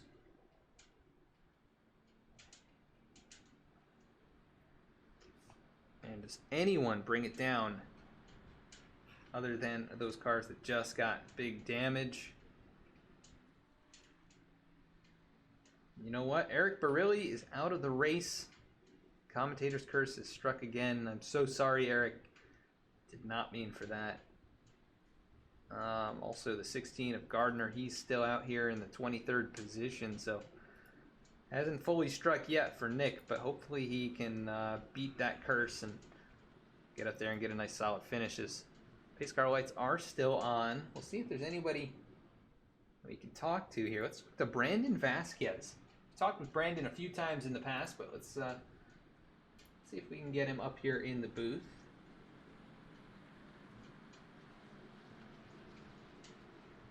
There he is, Brandon. There he is. Brandon Vasquez, this is Adam, the V-Speed booth. You got a copy? Yeah, I got you, Adam. How's it going, buddy? Oh, not too bad. And you look like you finally got the car handling the way you like here tonight. You started up at the front. You lost. You were outside the top 15 at one point. Now you're climbing back through the top 10. How's the car feeling for you out there? Yeah, I realized what I was doing on the front, or on the beginning. I was pushing way too hard, and in the dirty air, you can't really catch the corner if you're pushing hard into the corner. So once I figured out the dirty air, the car's definitely starting to feel a lot better. Yeah, and it's definitely showing. You're driving up back into contention here. We're coming down to the final stretch. It's looking like fuel could be tight for you guys. Do you know what your status is with the fuel to the end of the race? Yeah, I'm pretty sure everybody who just pit there is going to be roughly 9 laps short. So fuel's going to pay a little bit of a play into this last bit of run if we get a long green flag to see who's saving and who's not. Yeah, we'll definitely have to see how that works out. Looks like you guys are going to be going green this next time. So anybody want to give a quick shout out to before we let you go back racing? Yeah, I want to give a shout out actually to Nick Starling. We've had our troubles in the past, but we've been able to run side by side without actually getting into each other tonight, and it's been fun. So I want to give a shout out to that. Awesome, Brandon. It has been fun watching you race it up out here tonight. So good luck the rest of the way. Thanks, Adam. All right, and that's Brandon Vasquez, the number 23, as they are about to get going. Once again, it is AJ Stravato at the front of the field. And we will see if Keith Maiato can time this. Pretty decent restart, but the problem is Mark Emerson also got a good one. Can Keith get through the gears? And down in front, he will. And he'll go right in front of Emerson down into turn number 1. These cars should have tires that are warmed up, so maybe a little bit better in terms of grip, but Maiato slips up the racetrack a little bit. Here comes Seth Hatchell now looking to the inside of Mark Emerson. but not quite there. He's still alongside his teammate in Chris Samard. As through turns 3 and 4, everybody's still pointed the right direction on the racetrack. And a little bit of a stack up there behind Ryan Gemmel. That is Brandon Vasquez, the number 23 machine. Said he was pushing too hard before, and oh no, don't want another commentator curse. That was very close. Kevin Cornelius, who had his own close call not long ago, nearly gets up into the 23 and now side by side with his sparring partner there, the 99 of Nick Starling, just inside the top 10. We'll see what Brandon can do here to get back up towards the top 5. But Keith Mayato, he is keeping that 48 car honest here all race long. And you just heard from Brandon that there's going to be some strategy potentially in this race. Some people may be saving as Seth Hatchell moves to the 3rd spot. Emerson all over the back bumper trying to get him loose out of turn number 2. And down the backstretch, it is Seth Hatchell in that 3rd position. Mark Emerson with the late peak to the low side, but not going to make that work. As look at this, that 36 car, they've got a heat cycle on the tires. This might be the key, as he is all over the back bumper. Now going to look to the inside. This is such a hard pass to make, but that 36 car is as good as anyone to be able to do it. Down to the inside. Oh, and a big slide there, nearly up into the 48. That was close. And down the backstretch they go, side by side. And the 48 with the advantage. That is going to be huge headed into this corner. That is the preferred lane. As Mayato really getting a little bit loose down there, but so is the 48. He's going to keep him right on the quarter panel, and he will clear him. Actually, just barely clears him. And Mayato not able to pull the crossover, but here he goes, going to try one more time down to the inside. Maybe figured something out that he did there, but not going to work this time. It's actually not any better. I think the key's really getting to the outside, but I don't think Stravato is going to let you do that, because he knows that's the best way around this place.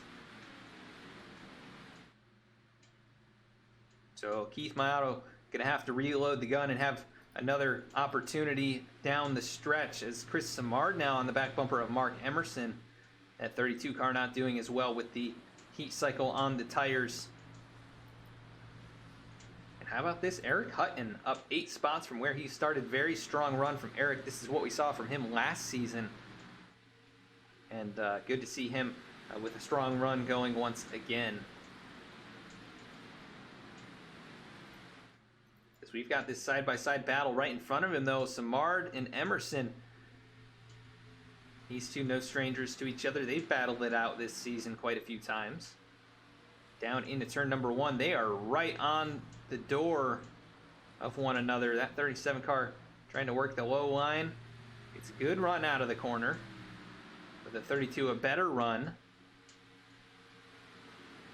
Samard going to try and make another attempt down here in turn 3. But that 32 car not going to make it easy on him, as Emerson keeping him pinched down to the lower lanes. But Chris, a good run out of the corner. He might get it here. Not quite. So he might clear him down into turn number 1. Mark may surrender the spot at that point. But no, he's going to dive it in there. And Samard just able to drive out in front of him out of turn 2. A little slide there, though. That might open the opportunity back up for the 32.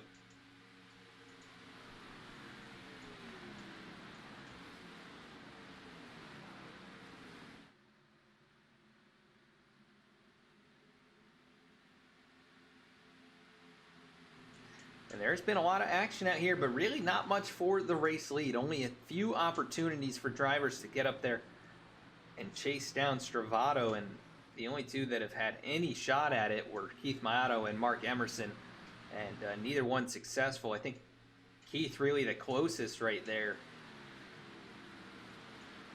But he is now back to about 5 car lengths behind, and then another few car lengths back to Seth Hatchell. And a few more back to Chris Samard, 2 more back to Emerson, and 3-4 more back to Hutton.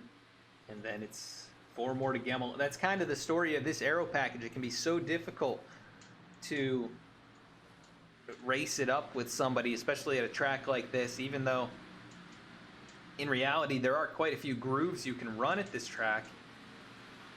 It's not necessarily the case here in iRacing. They've added a few elements that are supposed to help with multi-groove, but it has not quite solve the problems that we've seen here over the last year and a half or so with the newest tire and track models. But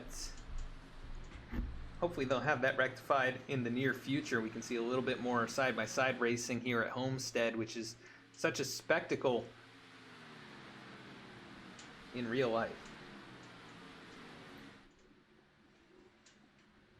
And if you're watching here tonight, please consider following us or subscribing here on V-Speed. We'd really appreciate the support, and we want to thank everyone who's come on board subscribing or following over the last year and a half or 2 years now. We've really grown a lot and appreciate it so much, and it's all thanks to you guys out there, the fans watching each and every race. If you want to learn more about V-Speed, check us out at vspeedsim.com. You can find us on all of these social media outlets as well. At facebook.com/vspeedsim, and on our Twitter is where we post race announcements before each broadcast, so you can stay notified about what we're doing throughout the week.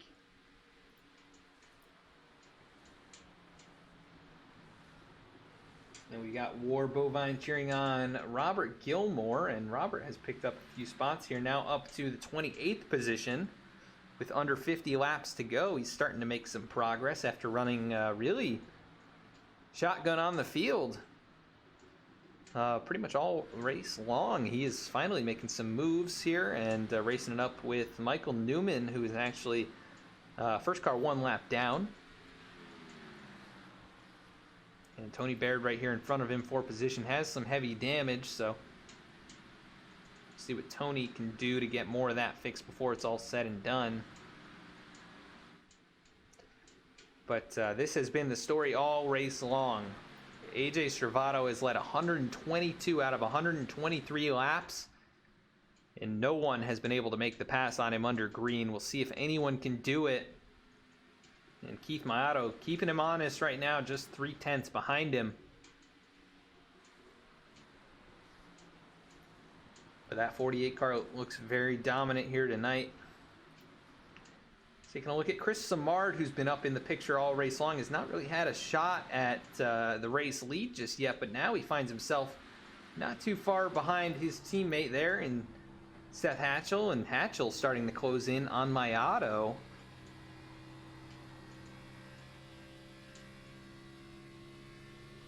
And I'm surprised that the track is not tightened up at all. Let's take a look at the weather. It's actually gotten warmer here in Miami.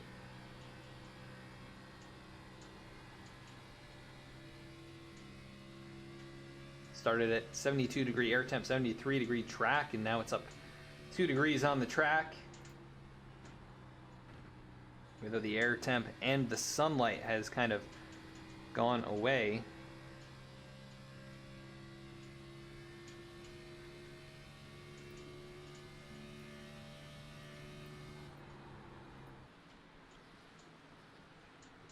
How about Cody Adkins? He has constantly marched through this field up 9 positions after, at one point, he was outside the top 20. And that 81 car knocking on the door of the top 10. What a run for Cody, who I do not think has had a great start to this year.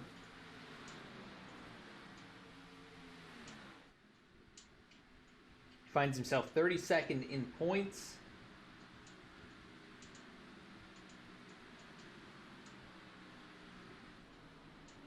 His best finish of the season coming last week at Road America. I believe it was around a 20th place run, so this would be his best. And we'll see if he can capture that here tonight. How about this? Safe Ferris, he is back up towards the top 10 as well, even with the damage and the heavy hit that he took from Michael Newman. Might have gotten away with one. That hit just behind the right rear wheel. You can see the damage right there on the quarter panel, but if that was about an inch or two further forward, he probably would have had the rear end knocked way out of alignment and maybe even ended his race altogether. But not too far behind now.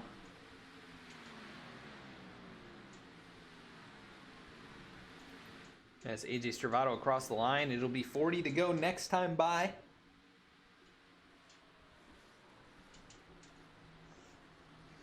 And he is still maintaining a lead over Keith Mayato. Now it's stretched up to about a half second. But Keith, this is about the closest we've seen anyone at this point in a run. So Keith really pouring it on here. He's matching lap times to Stravato. Just so difficult to keep making ground when you're stuck in the dirty air. You'll have one lap that might be better than one lap that's 0.2 slower. If you catch the air just the wrong way. And that time by he was 700 slower, so he's very close in terms of times and second fastest on the racetrack, but second fastest is not going to do it when the car out in front of you.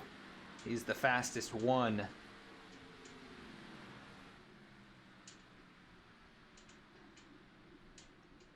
But cheer on your favorite driver here in these closing laps. Let us know who you're rooting for, and we can follow along with them for the remaining segment of the race. It has been pretty clean here tonight. We have 5 cautions, but 2 of those for the stages. And we've only had the 2 lead changes. Right now we have, I believe, 28 cars on the lead lap. Nick Gardner, the last car on the lead lap, and then Michael Newman, first car 1 lap down. And we still have 35 cars in the race. Only 3 have taken it behind the wall. That is Jeremiah Vincent, who I'm not sure what happened.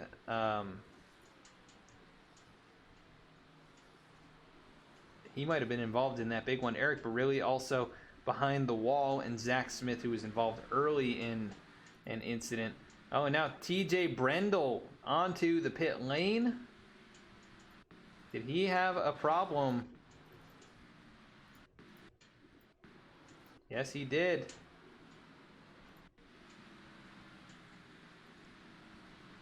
He had a problem a while back. I'm not sure. That car is very hurt. Oh, and we have Chris Samard bringing it to the pit lane. Was that on purpose?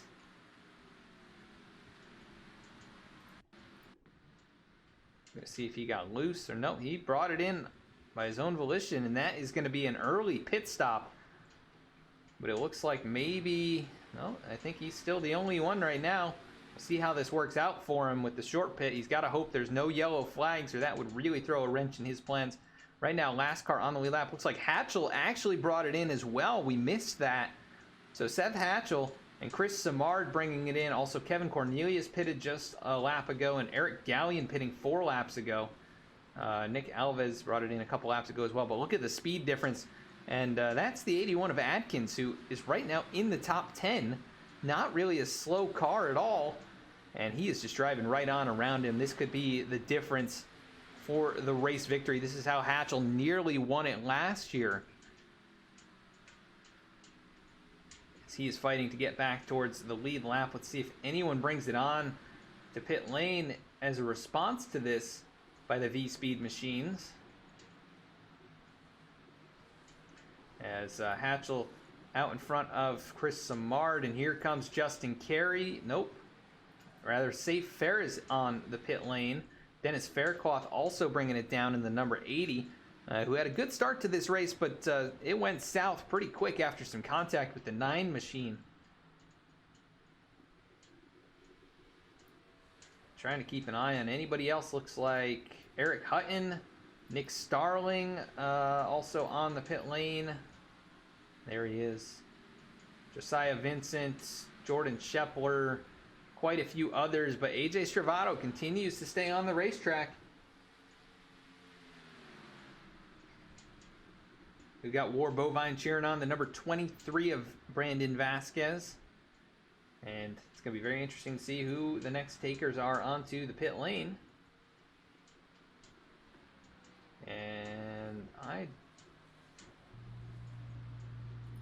think there might have been a small issue there for the 23, who looks like he might have gotten loose, but I think that might have just been a timing screen issue for us. Alan Dice on the pit road now in the 57 machine.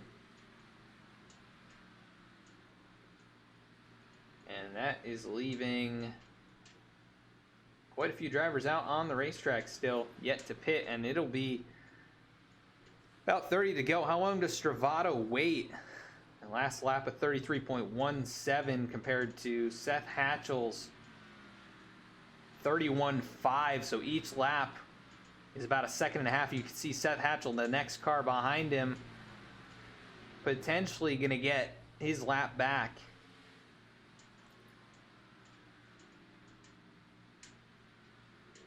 Right here, actually. He may just drive to the inside and right on by. This is going to get Hatchell back on the lead lap. And he will go right on past. He rides 18th position right now. And last car on the lead lap. But Chris Samard not too far behind. He's working on Mark Emerson, who is the third place driver. As Brett Sommers brings it to the pit lane. The number 7 car. Brett has had a very quiet run here tonight, but I think solidly up in the top 20 for a good portion of it. As he started 28th, right now 18th. As here comes AJ Stravato. That'll hand the lead over to Keith Mayato, his first time out in front of the field. And here comes Ryan Gemmel, Cody Adkins, Brandon Vasquez, Noah Michalski also in. Can't make any mistakes under this sequence. And AJ Stravato cleanly in his box. How long does Mayato wait? Does he think he can get an advantage by staying out here, maybe trapping some people a lap down, and maybe doing the overcut? Coming up on 25 laps remaining. This is definitely an interesting strategy call for Mayato, who has not been able to make it work under green, really. Here comes Mark Emerson onto the pit lane. And still about 10 drivers or so yet to pit.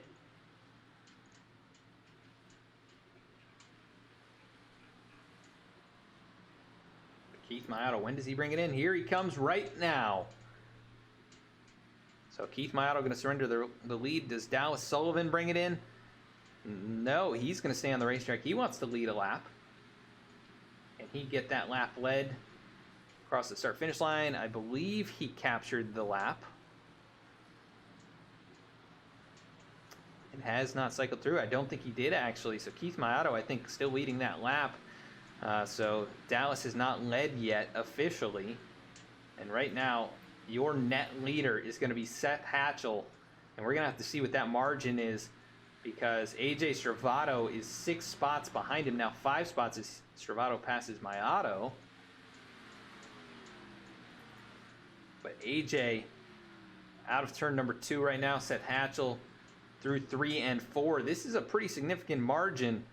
And Seth's going to have a little bit of a disadvantage, though. He's on older tires at this point now, 11 laps or so older. As Robert Gilmore brings it onto the pit lane, his final stop of the race, most likely. And that leaves 7 drivers yet to pit. Dallas Sullivan leading right now, though, a half second over Timmy Emanuele. These guys hoping for that yellow flag to fly so that they can kind of gain some of that track position and trap some of those guys who just pitted behind them. But the longer they wait, the more cars get back on the lead lap, and it is going to be somewhat less of an advantage to them. As there goes Alan Dyson, 22nd to get back on the lead lap. Brett Sommers, the next one in line, he will get back on the lead lap here if he can make it around the 39 cleanly. But Seth Hatchell right now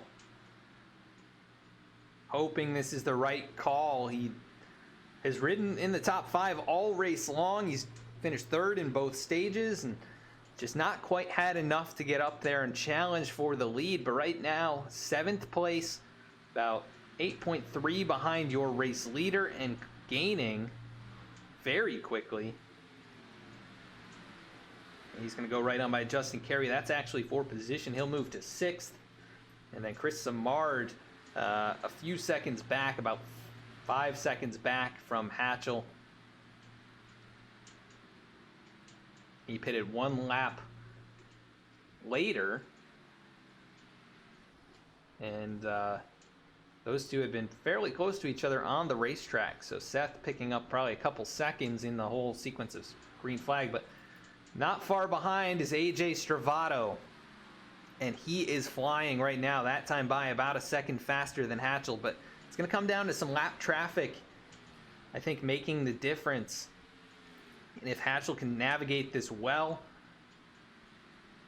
and if he gets out in some clean air for any reasonable portion of time, it could be over for Stravato. But there's a long ways yet to go. Still over 20 laps remaining. And it is coming down to pit strategy here for sure. Timmy Emanuele yet to bring it down the pit lane. Right there, Dallas Sullivan surrendering the lead that time by. Here comes Eric Gallion, going to get back on the lead lap. If he can get by the 39. Still waiting on some of these guys to bring it in. Looks like Nathaniel Ostrowski is going to bring it in, the KTM number 41.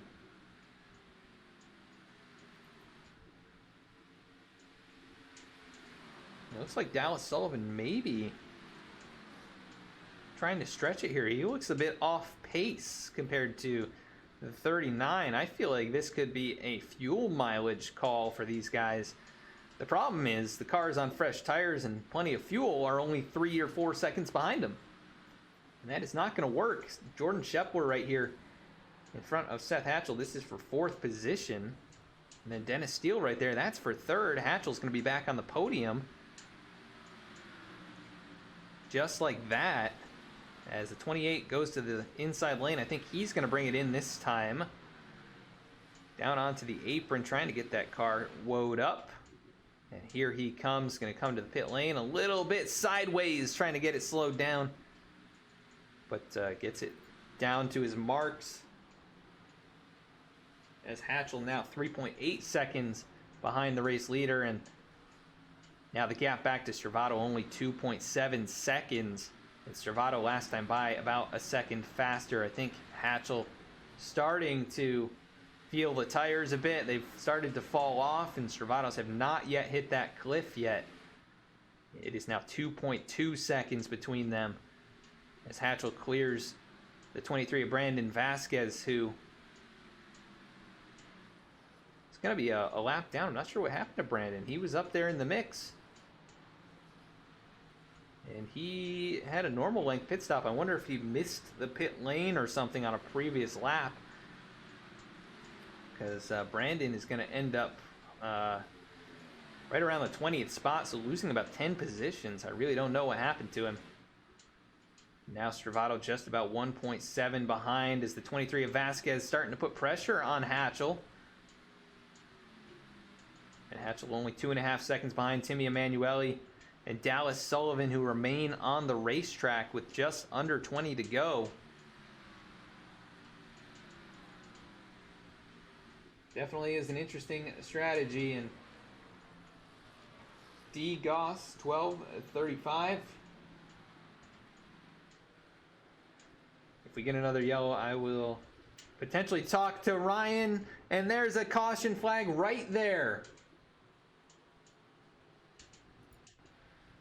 I saw the smoke. I'm not sure who it was. Safe Fair is spinning it out here. 16 laps remaining. What happened? Okay, let's go take a look.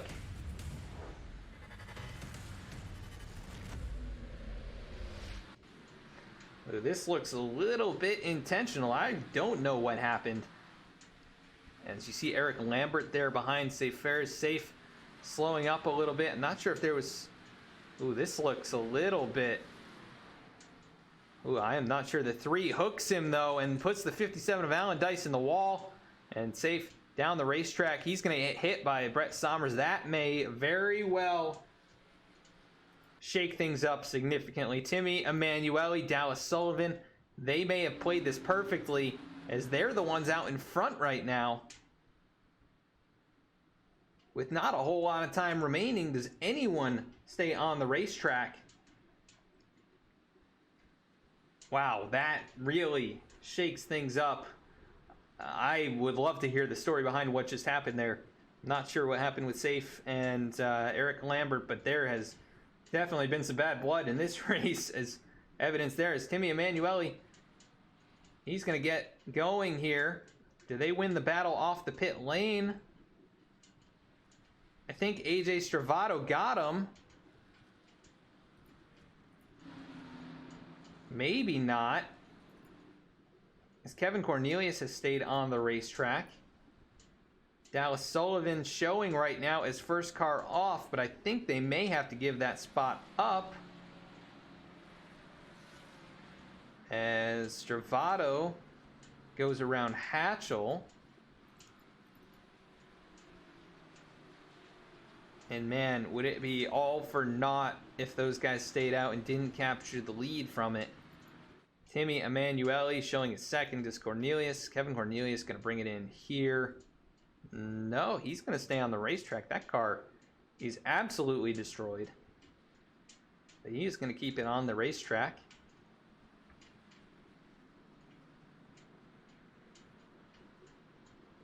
TB and J14 saying it's 100% intentional. It definitely looked like it, and I would love to hear the story of what happened prior to that. We didn't catch it on the replay, but some bad blood. As Timmy Emanuele and Dallas Sullivan do beat the 48 off pit road, so it is up to AJ Stravato, who has dominated this race. Thank you for the subscription, TB&J, Twitch Prime. Appreciate that so much. Thanks for tuning in. I don't know if that is Thomas Brendel, but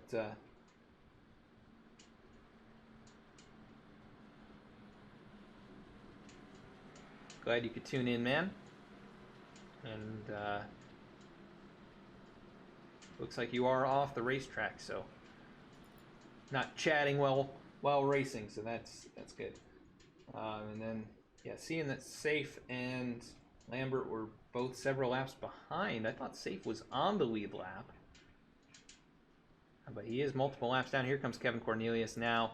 That'll hand the lead over to Timmy Emanuele and Dallas Sullivan. These are going to be the front row. And I believe these two are teammates.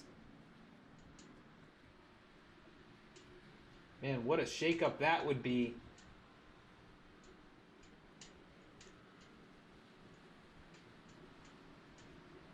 And actually, Timmy Emanuele racing for BTDY Racing, below the double yellow racing, and the Alliance team Loaded Dice does have Dallas Sullivan. So these two, no strangers to each other. They are satellite teams of each other. Alliance teams, rather. And we are going to be going green this time with just about 15, maybe, actually, it'll be 13 to go.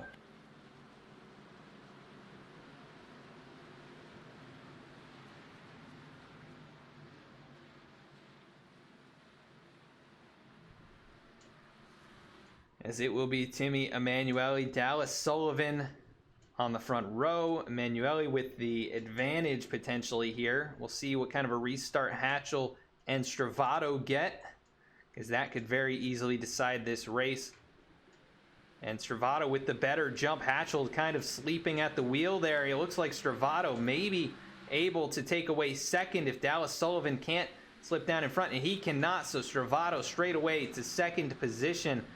And he has his sights set back on that lead. Timmy Emanuele, he's got to be up on the wheel. Here comes the guy who's led the entirety of this race, and he's going to go to the inside here. It's not even going to be a contest. I think that 48 car just outright drove right past him. The 39, nothing he can do there.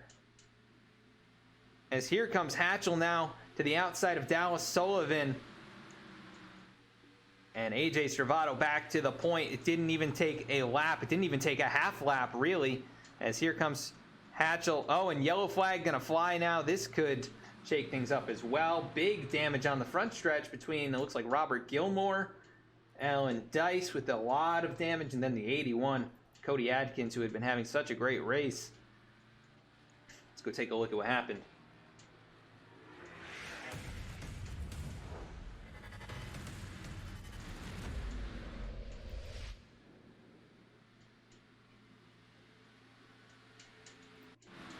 Wow, this is crazy looking. I don't know if I've ever seen anything like this. but there are about 5 cars to get loose right here. Josiah Vincent gets loose, trying to save it. He is going to collect the 81, I think. I don't really know. So this is a whole separate incident up here. You see the 10 of Glessner behind him, the 81 avoiding. He's going to get run right into by that 71 machine, and that is definitely avoidable. I don't know what went through. Oh my gosh, what a hit there. What car is this? Oh, that's Michael Newman. He's had some big shots. That might be the last of them. Is the 28 of Dennis Steele and the 7. Man, this is a hard hit for Michael. As he sees it all happening, doesn't really slow up very much. Tries to navigate through, and then the 81 off the wall. Man, airborne there as he gets tagged again a couple times. Let's see what happened with Dale Glessner. I think he avoided all of this. Look at the power slide right there.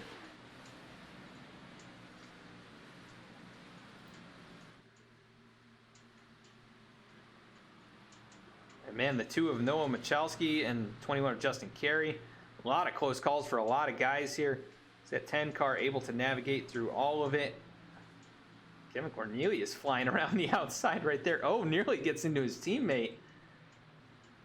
And what happened with Robert Gilmore here? He got tagged at the very end of this by Alan Dice. We didn't see what happened to Alan. Oh man, the hit for Jeremiah Vincent straight into the pit wall. Oh, he got tagged by Allen right there. That's what happened. Oh man. I think he's stuck in the wall there too. And that is not what you want to see. That car, I think, essentially fully off the ground and stuck in the end of the pit lane. He was able to tow it and get back on the racetrack, but ugly accident right there with about 5 cars getting loose.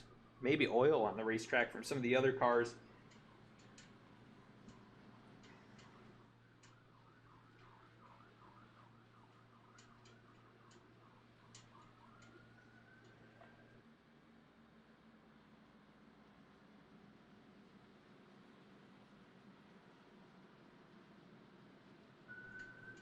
And we do want to thank tonight's sponsor once again, Viking Supps. This is the Viking Supps 250 here in the Below the Double Yellow Cup Series, presented by the American Trucking Association. And so many other great sponsors here in this league that have come on board this season and really made it an awesome place to race. I mean, last year was a lot of great racing, but this year I think so far has been kind of on another level from that, with the larger fields, some fantastic finishes, and just there's been drama, there's been excitement, great finishes in every race so far. AJ Stravato going for his 2nd win in a row, and he's got some contenders behind him though. You see Keith Maotto right back there, Seth Hatchell, but can't count out Timmy Emanuele and Dallas Sullivan with the pit strategy paying off for them to gain a lot of track position. I'm a little bit surprised that they couldn't hold on a little bit better in front of the 48, but they still have another shot at it here, and it will be 7 laps to go when we get the green flag this time.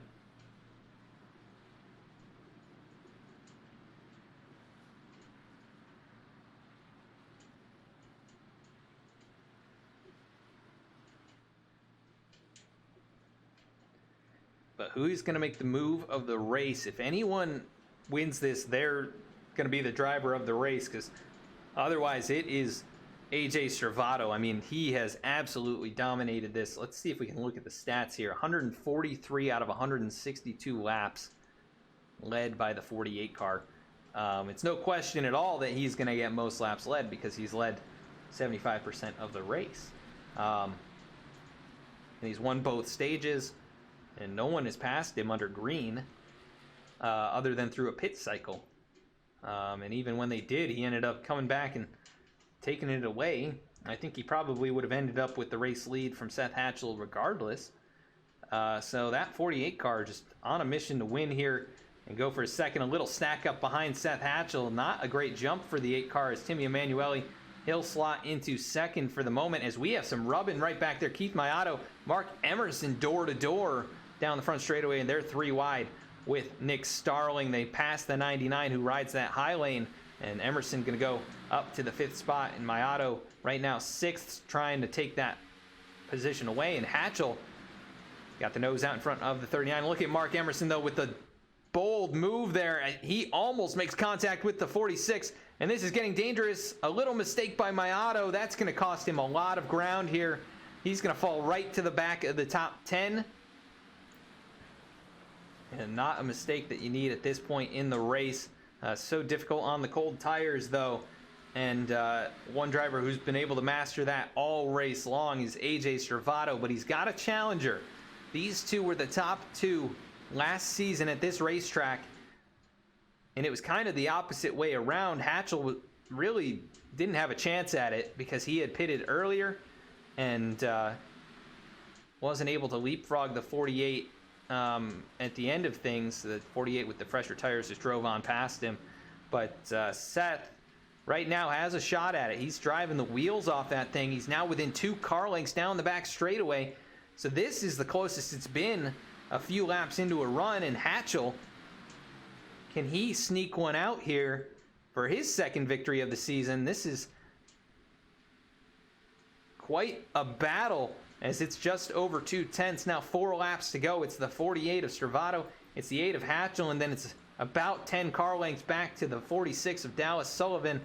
And Hatchell's going to have to find something in that 8 car. He's going to have to find a groove somewhere to catch that 48 car, or it's going to be Stravato making a mistake to cost him, which has not happened.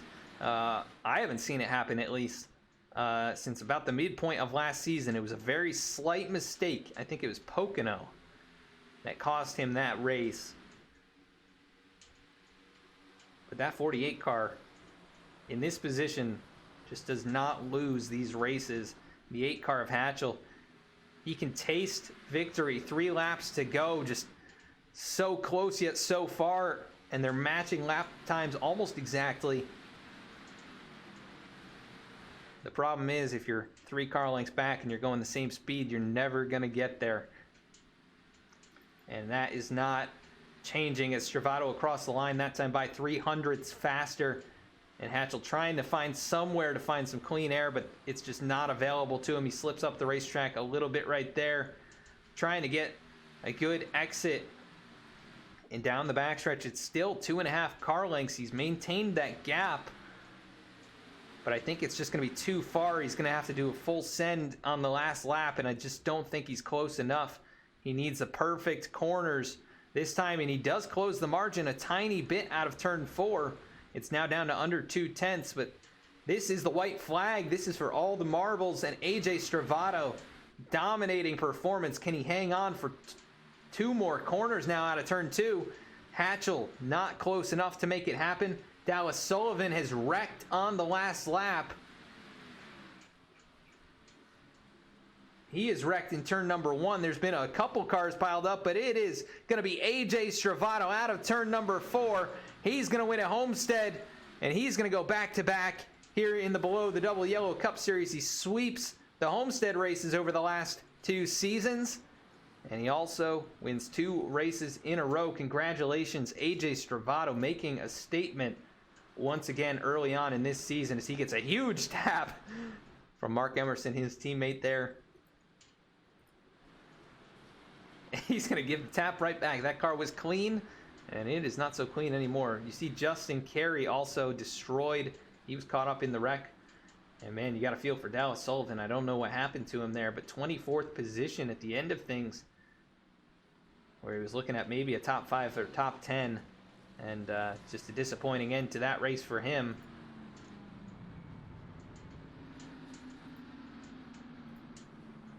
As the 48 is going to burn it down here on the front straightaway. And congratulations to AJ Stravato for 2 victories in a row. And we are going to go to a quick commercial break.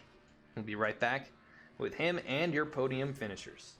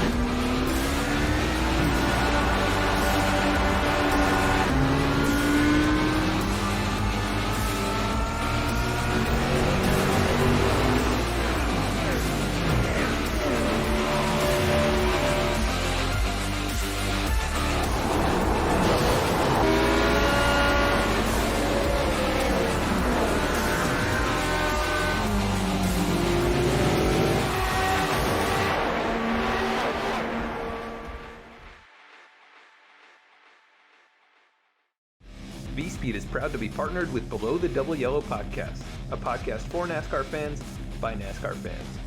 Listen to Nick and Joe discuss all the latest on-track action, available on Apple Podcasts and Spotify.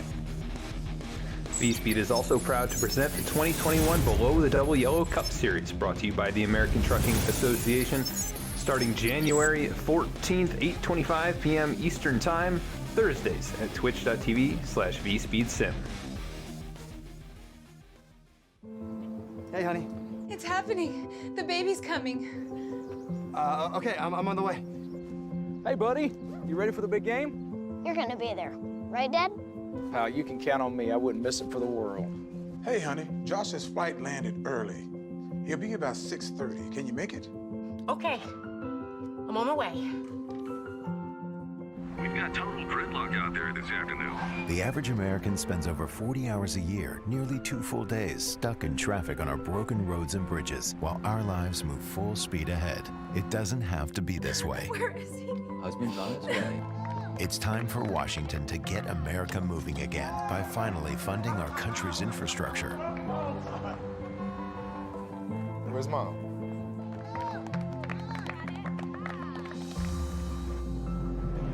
Tell Washington to fund America's infrastructure, because life won't wait.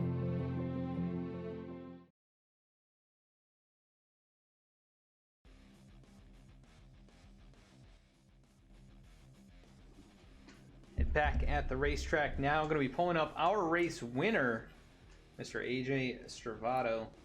AJ Stravato, Adam in the V-Speed booth. You got a copy? Sorry. Well, AJ, talking to you once again. This is all too common at this point. Second win in a row, and you take a dominating performance here to victory lane at Homestead. How do you feel, and how was the car out there? How'd you keep it up front? Pretty dang good in clean air. Just really all you had to do the first, I think, 5 to 10 laps was just save tires and do what you can right there to maintain the clean air advantage that I had, and I think that was pretty much it. The car was driving really good today, and had a lot of fun out there. Yeah, definitely looked a little bit loose on the short runs. We saw on lap number 1, basically everybody in the top 5 got sideways, and then you'd see that every so often throughout the run. Was the tire wear really a problem, or was the track just a little bit too slick tonight, or what were you doing to manage that? I think it really depended off of 3 and 4. The setup definitely got tight as the run went on, but it definitely did start off very loose. But you could keep that at least drivable, like loose, state of the car. And if you just saved your tires and just really backed it down, and 3 and 4 I found was a big deal. And over time, as we got throughout the run, I was able to pull a little bit of a gap, but that's really all it was, and just managing clean air, and just we were able to do that and bring home a win, which is pretty cool to get 2 in a row. Yeah, definitely impressive, and you're going to find yourself climbing up towards the top of the standings once again, right where you were at the end of last year, where you won at this same racetrack. You lead 151 laps tonight, incredibly dominating, and we head to Bristol next week, which might be a little bit more difficult to dominate, the nature of that track. But what are your thoughts on going out there? All about track position, where we start at the beginning of the race and just missing the mayhem that is going to happen probably towards the middle and rear of the pack. But if we can do that, I think we got a good shot. Be honest, I'm not the greatest at Bristol or Martinsville. Those 2 short tracks are definitely not my realm of a strong suit. So we'll see how it goes, but looking forward to the challenge. Yeah, definitely going to be interesting to see if you can go 3 in a row. I think you did that last season. I think you might have even gone 4 in a row. So see if you can match that kind of streak this year, and, showing off the dominance early on this season. For sure, you've got, I think now 3 or 4 stage wins and the 2 victories. So going to be really well set on the stage or the playoff points as well. But you come home the winner here tonight after starting on the pole and leading basically 90% of the laps. Anybody you want to give a shout out to for such an impressive run? Well, first off, thank off to my teammates and my alliance on the teams as well. You for broadcasting Below the Double Yellow Cup Series, and Below the Double Yellow podcast, V-Speed, American Trucking Association, Illinois Trucking Association, Boston Web Market. A lot of sponsors, Chuck League Trucking, Viking Supplements. those guys that pretty much all the sponsors, there's a lot of them that make the league happen. It's a lot of fun to be a part of and watch these races at the end of the day. You know, you do a great job. Awesome, AJ. Well, thanks for that, and thanks for the time here. Congrats on another victory, and looking forward to seeing if you can make it 3 in a row next week. Yes, sir. Looking forward to it. You have a good one, man. All right, you too. Thank you. That is AJ Servato, race winner. Always humble in victory. He says he's not good at Bristol, but I think it's going to be it'll be interesting to see what he can do out there. Definitely a very different type of racetrack. But let's go to second place finisher. Very close, but so far away as well. Seth Hatchell, this is Adam in the V-Speed booth. You got a copy? Yes, sir.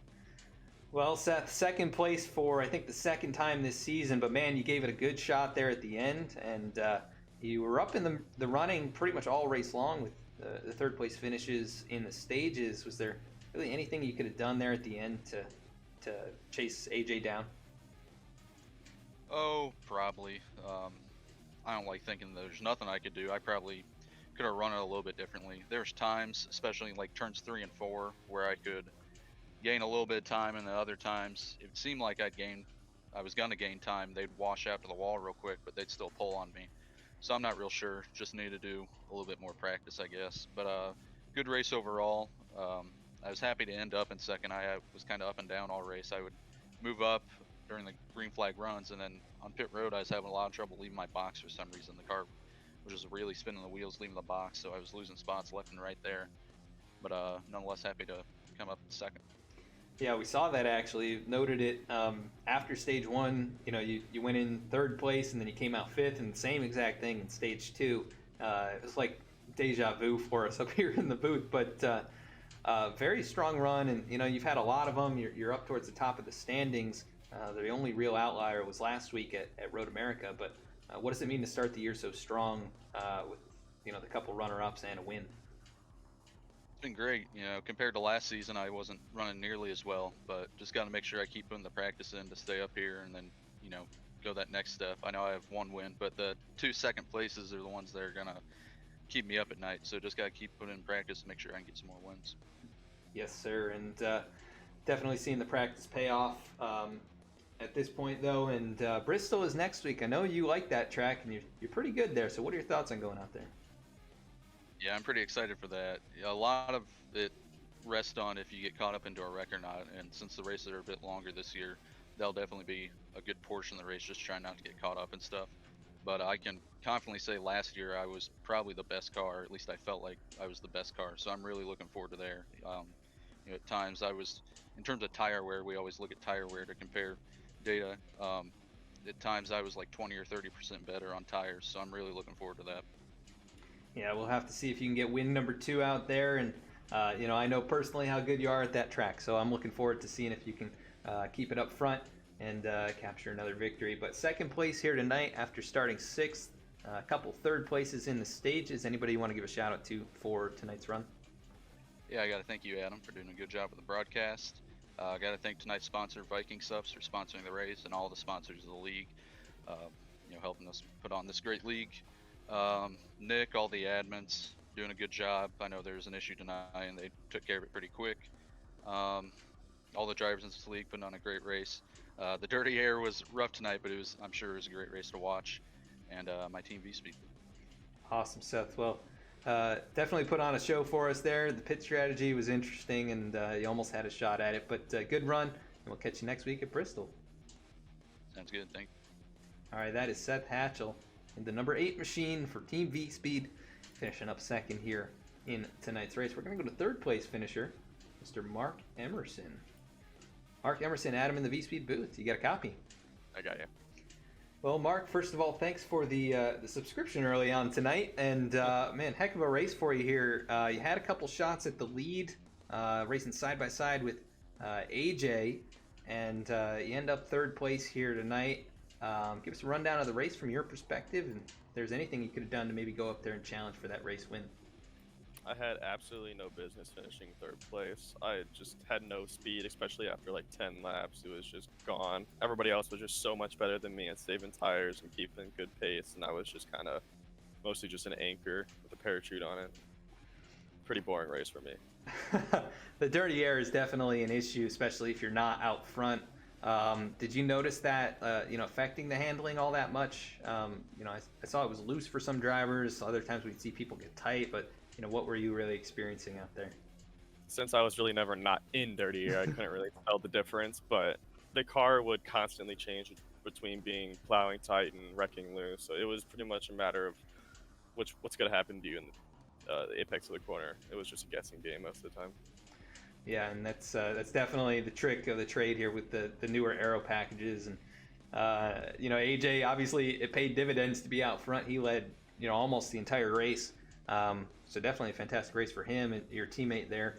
But such a good run for you here. You've had a great start to this season with a victory. You had a pretty good showing last week at Road America, and then other strong finishes. But what does it mean to start off the year so well and have a really good standing headed towards the playoffs? Just means I can afford to screw up more later on. And that's always nice to have that little security blanket. But we go to Bristol next week. Any thoughts on that? Not excited for it. Short track racing for me, it's okay, but Bristol, Martinsville, New Hampshire, those kind of tracks I just despise. So I'm more looking forward to Richmond when we go there. Yeah, that's one of my favorite tracks for sure. I do prefer that over Bristol personally, but Bristol, often a fun time. We'll see if you can maybe get it done out there, survive some melee and chaos. But third place tonight, anybody you want to give a shout out to for tonight's run? Everybody that could make this race possible. I want to shout out you for showing up every week. And I want to feel bad for Jeremiah Vincent because his power went out mid-race, so he was having a pretty good race. So it was pretty fun listening to him get a little angry at the end of the race there.